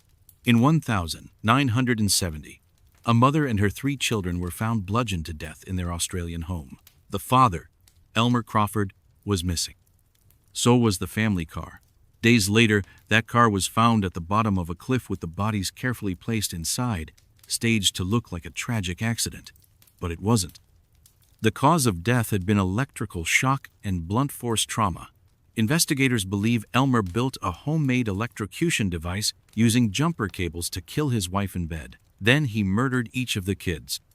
Then he loaded them into the car and tried to make it look like a crash. It failed. The scene was too clean, too weird. And Elmer, he vanished. Rumors pop up now and then, sightings in Ireland, whispers in casinos, but he's never been found. He left behind one of the eeriest family crime scenes on record. The living room told a story, and the cliff told a lie. You already know the Chicago Tylenol murders from an earlier chapter, but the scenes themselves deserve another look. In 1982, people across the Chicago area started dying after taking Tylenol. Same brand, same symptom, cyanide poisoning. The crime scenes were ordinary homes, kitchens, bathrooms, bedrooms, but the horror came from how normal they looked. No sign of forced entry. No violence, just bottles of medicine sitting on countertops like they always had, but the capsules had been tampered with, poison added, seals replaced. It turned the entire American household into a potential crime scene. Parents threw away medicine cabinets. Stores were emptied by panicked shoppers. And to this day, no one knows how many bottles were poisoned, or where, or why. It's one of the only serial killings where the scene was everywhere, and the killer never had to show up at all. Canada's mystery of the severed feet started in 2007, when a human foot still inside a sneaker washed up on a British Columbia shoreline. At first, people thought it was an isolated incident. But then another foot showed up, and another. Different genders, different ages. Always a foot, always inside a shoe. Over a dozen would appear over the next decade. Some were matched to missing persons. Others were complete unknowns. No full bodies were ever found. No foul play was confirmed. The official theory? Bodies in the ocean decompose in feet, being protected by shoes, detach and drift ashore. Totally logical. Totally horrifying. Imagine walking the beach and stumbling on a sneaker with a foot still in it. Then imagine realizing it's not the first one, or the last. And then there's the strange case of the disappearing family in Yuba City, California. 5 men, all with mild intellectual disabilities, vanished in 1978 after a basketball game. Their car was later found abandoned on a snowy mountain road miles off their expected route, with plenty of gas in the tank and maps untouched. Inside the car were snack wrappers and programs from the game. But no sign of the men. Months later, 4 of their bodies were discovered in and around a nearby U.S. Forest Service trailer. One had broken into it. There were food rations, propane, and warm clothing, none of it used. One man had lived for weeks, maybe months, slowly starving to death next to food he didn't eat and heat he didn't turn on. The 5th man was never found. The crime scene felt like a frozen time capsule, a puzzle whose logic defied every human instinct. Why didn't they turn back? Why didn't they use the supplies? Why were they up there at all? Nobody knows. What ties these scenes together is the feeling they leave behind. Not just unease, but unreality. Like walking into a room where something just happened, but all the meaning drained out before you arrived. The clues are there. The bloodstains, the strange items, the eerie silences. But they don't line up. They don't build a picture. They just exist, like props left on a stage long after the actors forgot their lines. Sometimes the most haunting crime scenes aren't the messy ones. They're the ones where everything is too deliberate or not deliberate enough. Where something awful clearly happened, and yet, somehow, the logic never follows. Like reality bent a little to let the crime through and never fully straightened out again. Some unsolved cases don't feel like mysteries, they feel like cover stories. The clues aren't just missing, they're withheld. The timelines are off, the evidence disappears, the reports are redacted, and the silence from official sources is so loud it practically screams. Whether it's intelligence agencies, law enforcement, or unnamed higher-ups, these are the kinds of cases that make you wonder not just what happened, but who already knows. Start with Frank Olson, a U.S. Army scientist who fell from a New York City hotel window in 1953. That's the official story. The unofficial one? He was a biochemist working on biological weapons and mind-control drugs for the CIA. A week before his death, Olson had reportedly been dosed with LSD without his knowledge during a CIA retreat. He had a breakdown, started questioning his work, talked about resigning. Then he checked into a Manhattan hotel with a CIA handler, and days later went out the window. The CIA claimed suicide. His family, suspicious from the start, had his body exhumed in the 1990s. The forensic pathologist said it looked more like homicide than suicide, blunt force trauma to the head before the fall. Documents released under the Freedom of Information Act confirmed some of the MK Ultra experiments he was linked to. Olson's son has spent his life investigating the case, but no charges have ever been filed. And the CIA's version of events remains flexible. Then there's Gareth Williams, a British GCHQ mathematician on secondment to MI6, found dead in his London flat in 2010, inside a locked duffel bag in his own bathtub. The bag was inside out, locked from the outside, and his body showed no signs of struggle. No fingerprints were found on the bag, the bathtub, or the padlock.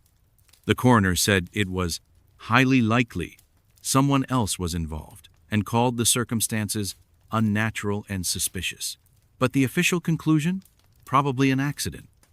Theories ranged from a sex game gone wrong to a targeted assassination. Williams was working with U.S. agencies at the time and had reportedly hacked into secret data involving Russian mafia ties. MI6 delayed reporting him missing for days. His flat had been cleaned, his hard drives wiped. If there's a spy novel version of being too close to something dangerous, this is it. And then, let's talk tunnels. specifically the secret tunnels under Los Angeles. In the 1980s, persistent stories emerged of an underground network beneath the city, some tied to old prohibition smuggling routes, others to alleged military operations. One of the more infamous claims came from a 1985 episode of Geraldo, which explored the tunnels of the devil and alleged satanic cults operating beneath the streets. But beneath the urban legend lies truth. LA does have hundreds of miles of subterranean tunnels, some officially mapped, some not. Over the years, maintenance workers, homeless individuals, and even urban explorers have stumbled across sealed-off chambers, empty rooms with furniture, even murals where no one should be painting. A few were connected to Cold War operations. Others? No one's saying. Some tunnels appear on old city planning maps and then vanish in later editions. Which begs the question, who decides what stays hidden? Of course, no list like this is complete without Malaysia Airlines Flight 370. In 2014, the Boeing 777 vanished mid-flight with 239 people aboard. No distress call. No clear crash site, just gone. Satellite data later showed it made a dramatic turn-off course and flew for hours in the wrong direction. Pieces have washed up on distant shores, confirming a crash but not how or why. The official investigation cited a likely uncontrolled descent. Others suspected hijacking, pilot suicide, or even a military shootdown. Then came the conspiracies, cargo cover-ups, missing passengers with sensitive tech, cloaking devices, even alien abduction. And through it all, authorities from multiple countries have been accused of withholding radar data, ignoring red flags, or just plain losing track of what really happened. There's something uniquely haunting about a modern aircraft vanishing off the grid, and something even more disturbing about how fast the search was called off. Lastly, we come to Annie McCarrick, an American woman studying abroad in Dublin. Annie disappeared in 1993 after reportedly heading to the Wicklow Mountains for a hike. She was last seen buying a bus ticket maybe, or maybe that sighting was a mix-up. Her flatmates didn't see her leave. Her friends never heard from her again. Her case has been reopened multiple times, and in 2023, it was finally classified as a murder. Why the delay? Whispers of a stalker. Possible sightings that never panned out. A passport that was never used again. But also, suggestions that local authorities knew more than they ever made public. That records were lost. That leads weren't followed. That maybe, just maybe, someone made sure the trail went cold before it even started.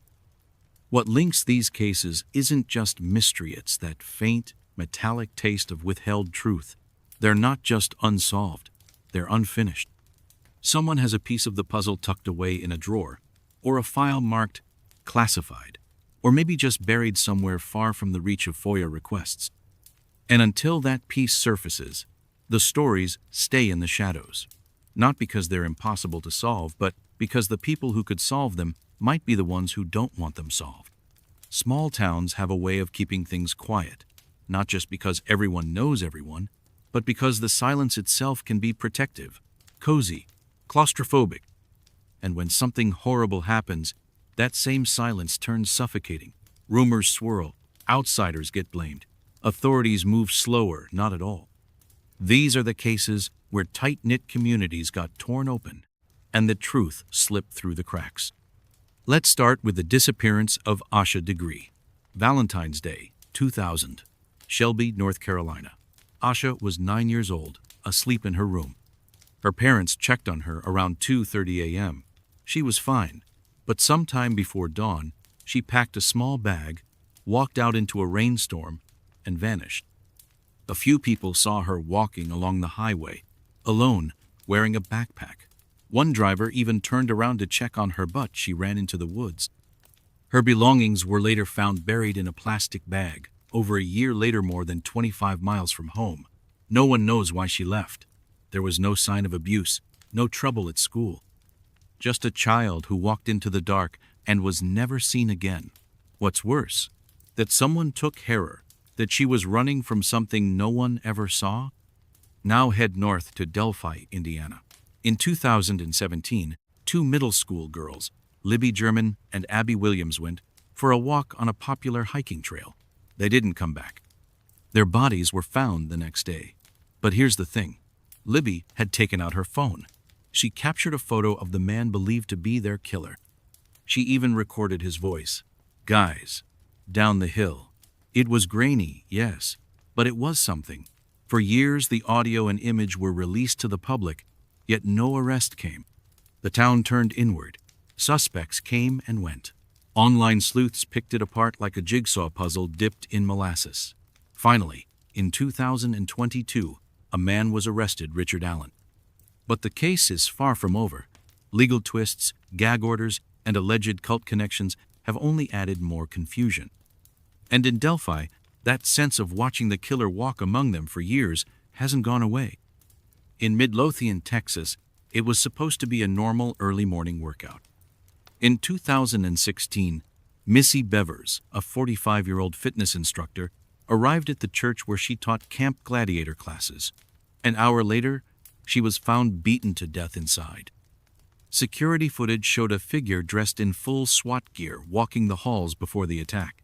They had an odd gait, almost a limp. They didn't seem in a hurry. It looked more like a rehearsal than a crime. But their face was never seen. The gear was never identified. And Missy's murder remains unsolved. Theories abound: jealousy, a failed robbery, a personal vendetta. But the uniform, the timing, and the church itself give it an eerie sense of ritual. Someone played soldier that morning, and the town's still waiting to know why. Now rewind to 1988. Belen, New Mexico. Tara Calico, 19, goes for a bike ride and never comes home. A Polaroid found months later in a convenience store parking lot in Florida shows a young woman and a boy both gagged and bound in the back of a van. Tara's mother believed it was her. The FBI couldn't confirm it. The photo was taken with a film stock only available after Tara's disappearance. The boy was never identified. And the van?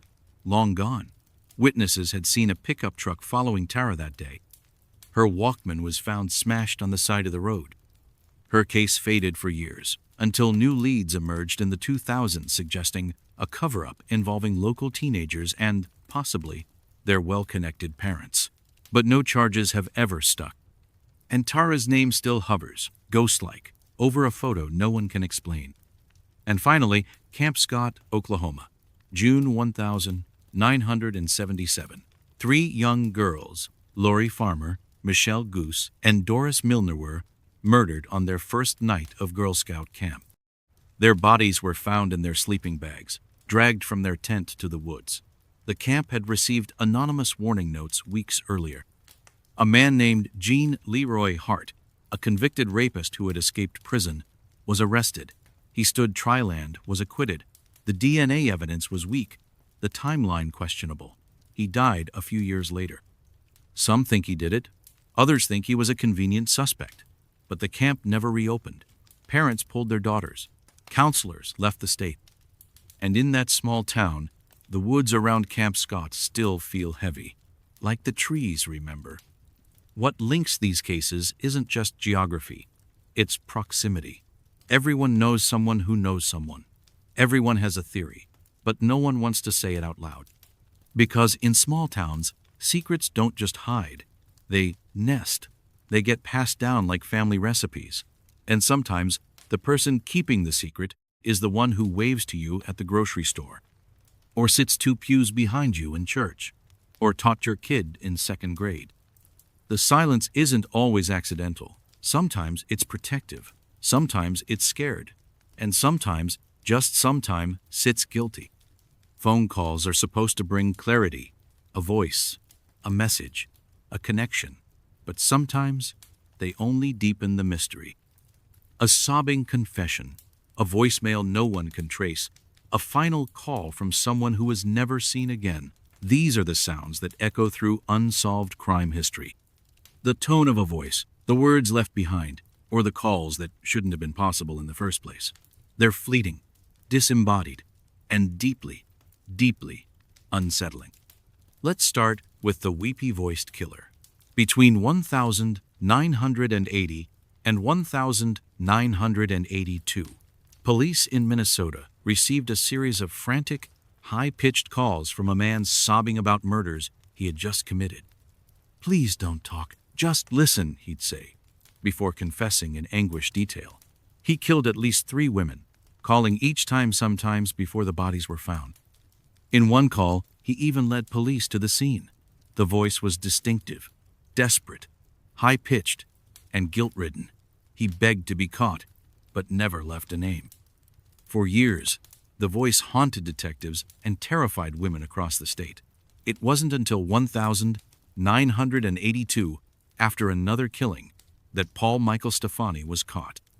He was convicted, and on his deathbed in 1998, confessed to more. But the voice still sounds like it belongs to someone else entirely. Like the man on the phone and the man who did the killing weren't quite the same person. Then there's the strange case of Leah Roberts. In 2000, Leah, 23-year-old North Carolina college student, abruptly packed up her belongings, withdrew cash, and drove west, supposedly following the path of a favorite writer. Her Jeep was found days later, wrecked at the bottom of a remote embankment in Washington state. Inside were her clothes, cat carrier, and cachotly untouched, but Leah was gone. The car had been damaged intentionally. Blankets were hung in the windows, and someone had cut the wires underneath to make it look accidental. Then came the calls. A man called Leah's sister, pretending to be a police officer, asking strange questions. Another person claimed to have seen Leah at a gas station, looking disoriented. But none of the leads led anywhere. Was it a staged disappearance? A hitchhiker gone wrong? Or something deeper? The phone calls are the weirdest part, like someone was watching the family and wanted them to, almost, know something, but not quite. Cindy Song was a college student in Pennsylvania when she vanished after a Halloween party in 2001. She was last seen walking to her apartment in the early morning hours. Her phone, purse, and fake eyelashes were found in her apartment like she'd come home and then left again. No sign of struggle, no calls that night. But weeks later, a woman told police she'd seen a girl matching Cindy's description tied up in a van in Philadelphia, crying for help. The man driving the van was a known associate of a criminal syndicate, but no charges were ever filed. And Cindy's phone? It never made another call. Some say she was trafficked. Others say she was abducted by someone she knew. But what's worse than a last phone call is no phone call at all. Then there's the anonymous "help me" message. In 1997, a woman in Arizona came home to a chilling discovery. Her answering machine had recorded a call from a terrified voice whispering, "Help me, help me." That was it. No name, no number. Just static, and then silence. She didn't recognize the voice. There was no sign of forced entry, no reported crimes nearby. She turned the tape over to police. It aired on Unsolved Mysteries. Dozens of people called in thinking they knew the voice. None panned out. The message remains one of the most haunting audio clips ever featured on the show. Some think it was a prank. Others think it was the last words of someone dying in real time. Whoever it was, they dialed the wrong number and left a voice that still hasn't been claimed. And finally, we return one last time to the Zodiac. The infamous killer taunted police and newspapers in the late 1960s and early 70s with cryptic letters, ciphers, and yes, a few chilling phone calls. One victim, Brian Hartnell, survived the Zodiac's attack and said the killer's voice was calm, emotionless, businesslike. After one murder, a man calling himself the Zodiac phoned the police directly to report the crime. His voice was flat, precise, but somehow off, too, like he was reading a line from a script. Some experts think it was a fake call, someone pretending. Others believe it was him. And then there are the newer calls, the ones reported decades later by people who swear the Zodiac called them, sometimes late at night, sometimes just breathing, sometimes quoting his own letters. No proof, of course, no recordings, Just voices on the other end of the line, always too fast, always too late. There's something particularly haunting about phone calls. You don't see the person. You don't know where they are. You just hear them. Or worse, you miss them. A voicemail left. A signal dropped. A scream cut short. And in every case, that last message becomes more than evidence. It becomes a ghost, replaying itself again and again in the silence that follows. Some stories don't end. They just stop. A car left running, a shoe left behind, a note that could mean everything or nothing.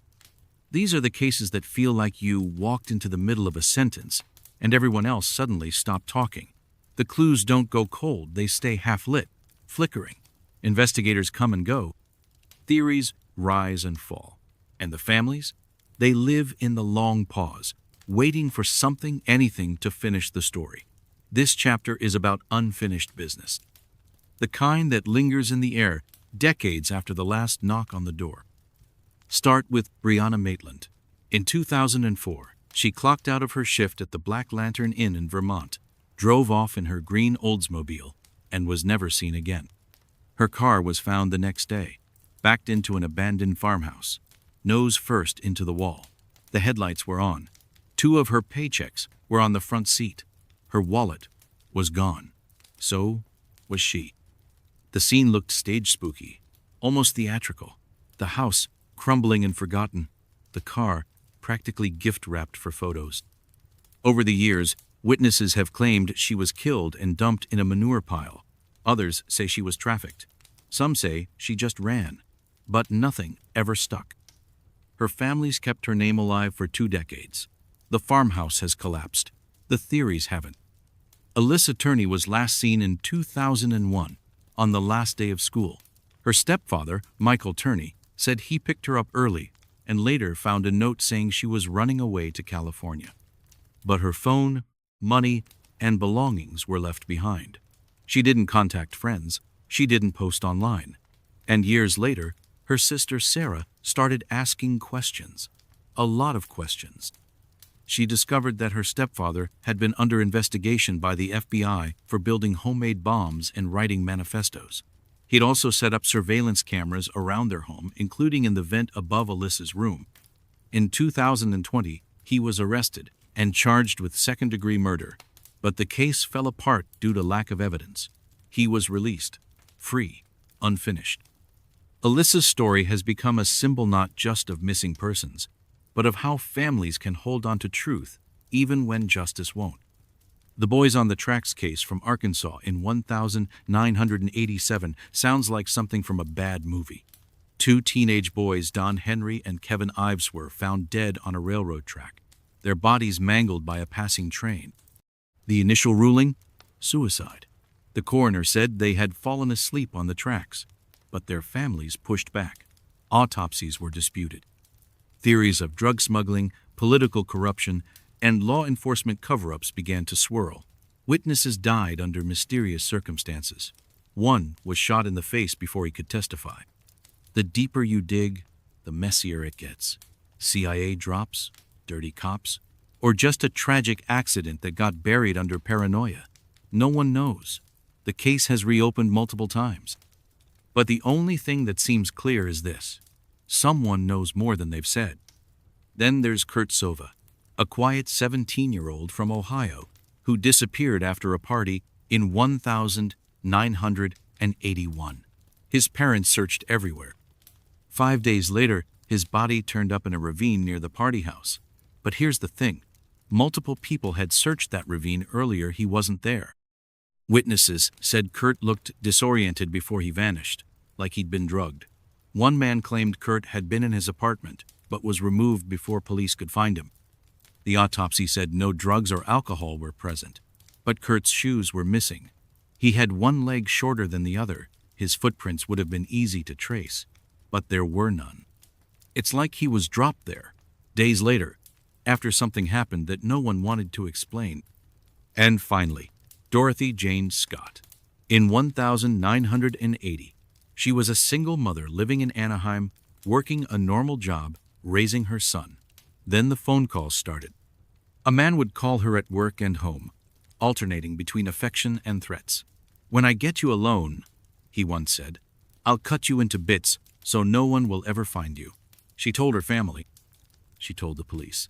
Then one night, she dropped a coworker off at the ER after a spider bite, said she'd go grab the car. She never came back. Her car was found later, burning in an alley. 4 years later, her remains were found buried in a remote area. The calls didn't stop. The man even called the newspaper covering the story. "I killed her," he said. But his identity was never discovered. The case remains cold. And somewhere on the other end of the line, a voice once laughed and hung up. These are the stories that don't fade with time, they harden. They calcify into folklore and police files and memory. The endings never arrive, so people fill in their own. Was it a serial killer? A cover-up? A mistake? Or was the silence itself the point? Sometimes there's no grand conspiracy. Sometimes it's just human error, apathy, or the kind of darkness that never needed a reason. What ties these cases together isn't just a lack of resolution. It's the feeling that resolution should have come, that the answers were right there, just outside reach. The door was ajar.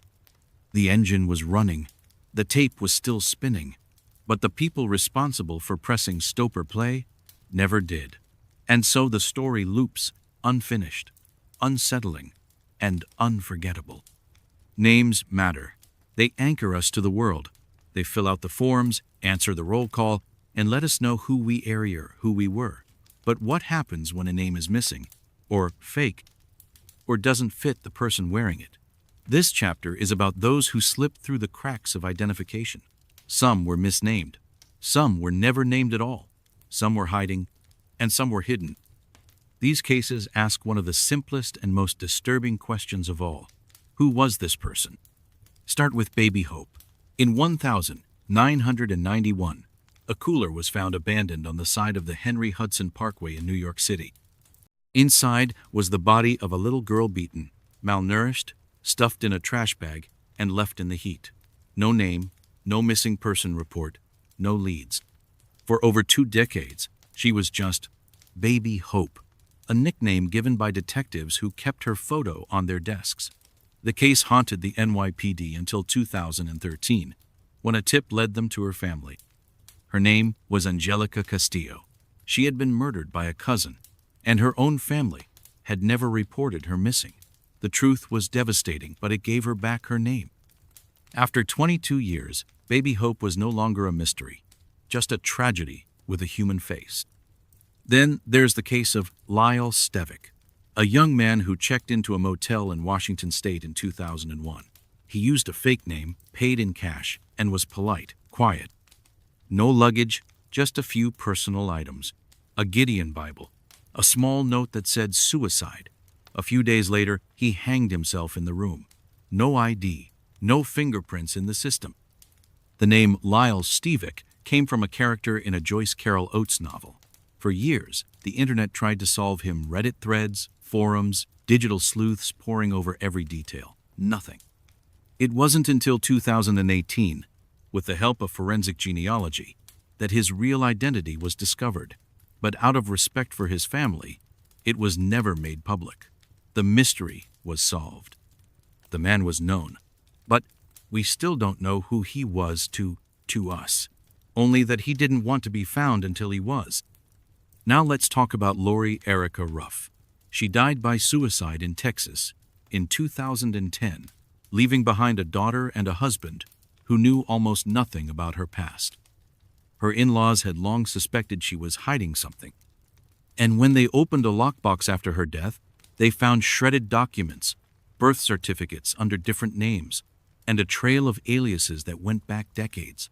Turns out, she wasn't Lori at all. She was Kimberly McLean, a runaway from Pennsylvania who had vanished as a teenager.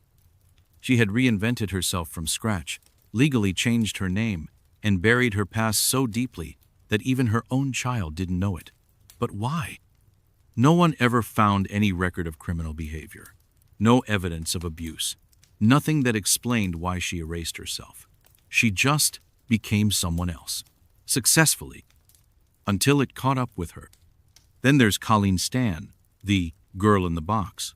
Technically, this case is solved, but it's so bizarre, so terrifying. It feels like it still belongs here.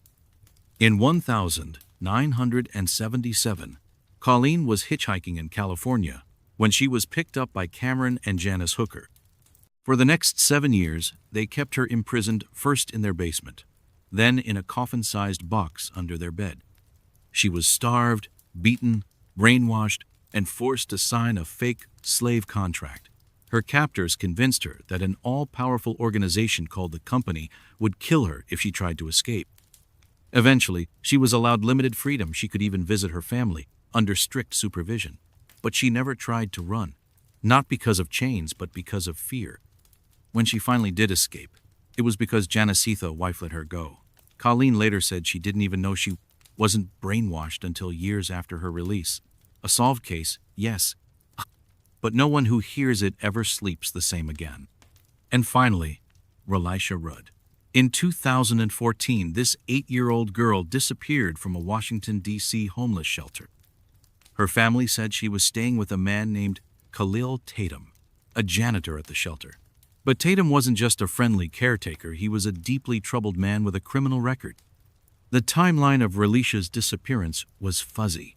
Her mother gave conflicting stories. School records were falsified to cover her absence. By the time anyone realized something was wrong, it had been weeks. Police later found Tatum dead by suicide in a park. Relisha was not with him. She has never been found.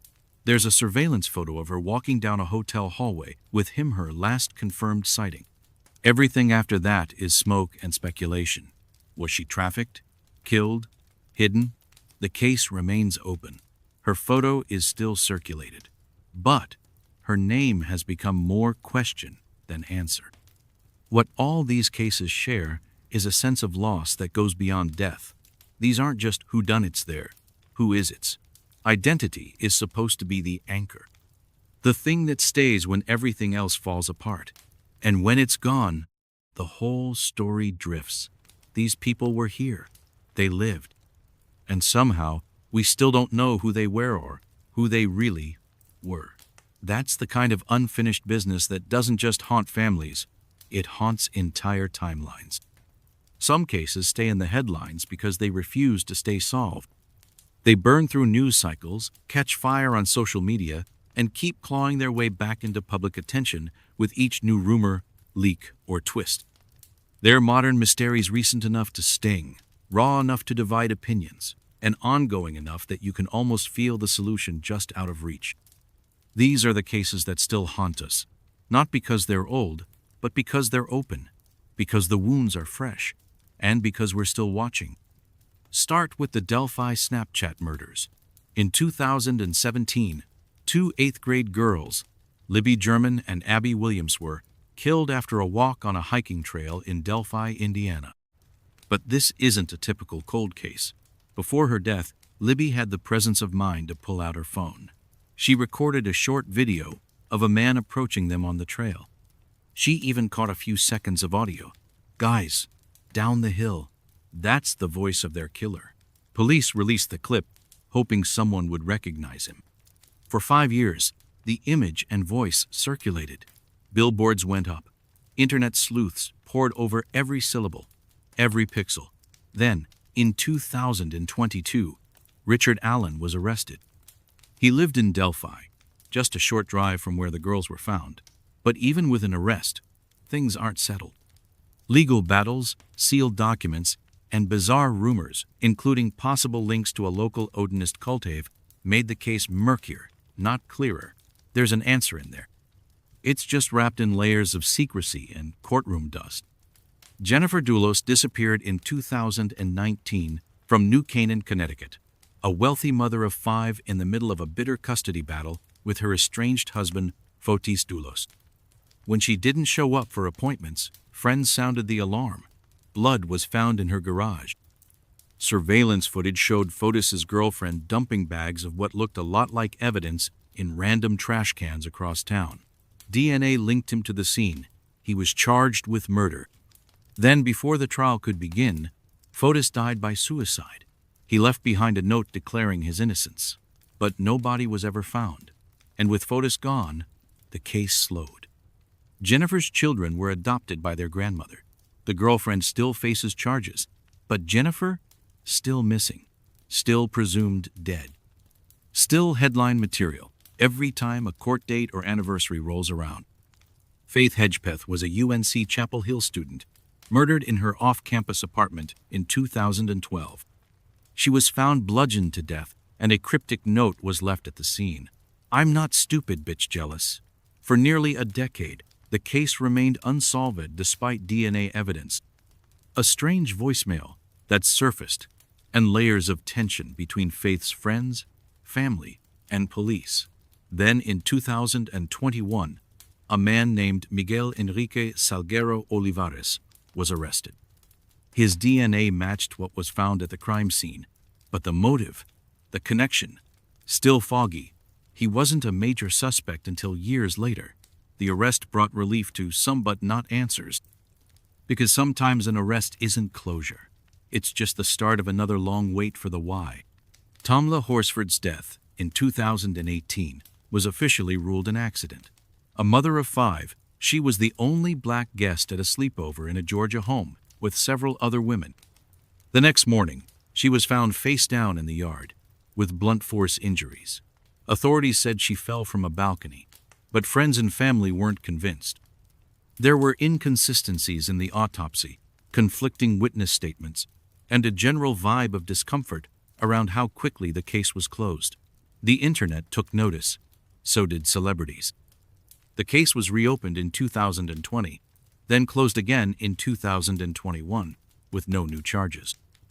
But Tamla's name remains a rallying cry both for her family and for critics of how certain deaths are investigated, depending on who's involved. And then there's Kendrick Johnson, a Georgia high school student found dead in 2013, rolled up in a wrestling mat in his school gym. The official ruling? Accidental death. Authorities claimed he fell into the mat while trying to retrieve a shoe. But Kendrick's body told a different story. His organs were missing. His face was swollen. His family commissioned an independent autopsy, which ruled the death a homicide. The case has bounced between local, state, and federal jurisdictions, reopened more than once, with accusations of cover-ups, racism, and conflicting evidence at every turn. Video surveillance was missing key footage. Witnesses weren't properly questioned. The Johnson family believes their son was murdered, and that the truth is buried deep in a system that refuses to dig it up. What all these cases share is the sense that the last page is still blank. The chapters keep being written through court updates, new evidence, viral campaigns, but the endings never land. It's like watching the last 5 minutes of a movie on loop, waiting for someone to say, "Cut." These aren't just headlines, they're living wounds, stories still breathing. And until someone, somewhere, tells the truth, they'll keep haunting you's very time we scroll past a familiar name, a cold case thread, or a mother holding a photograph with the caption, "Still missing."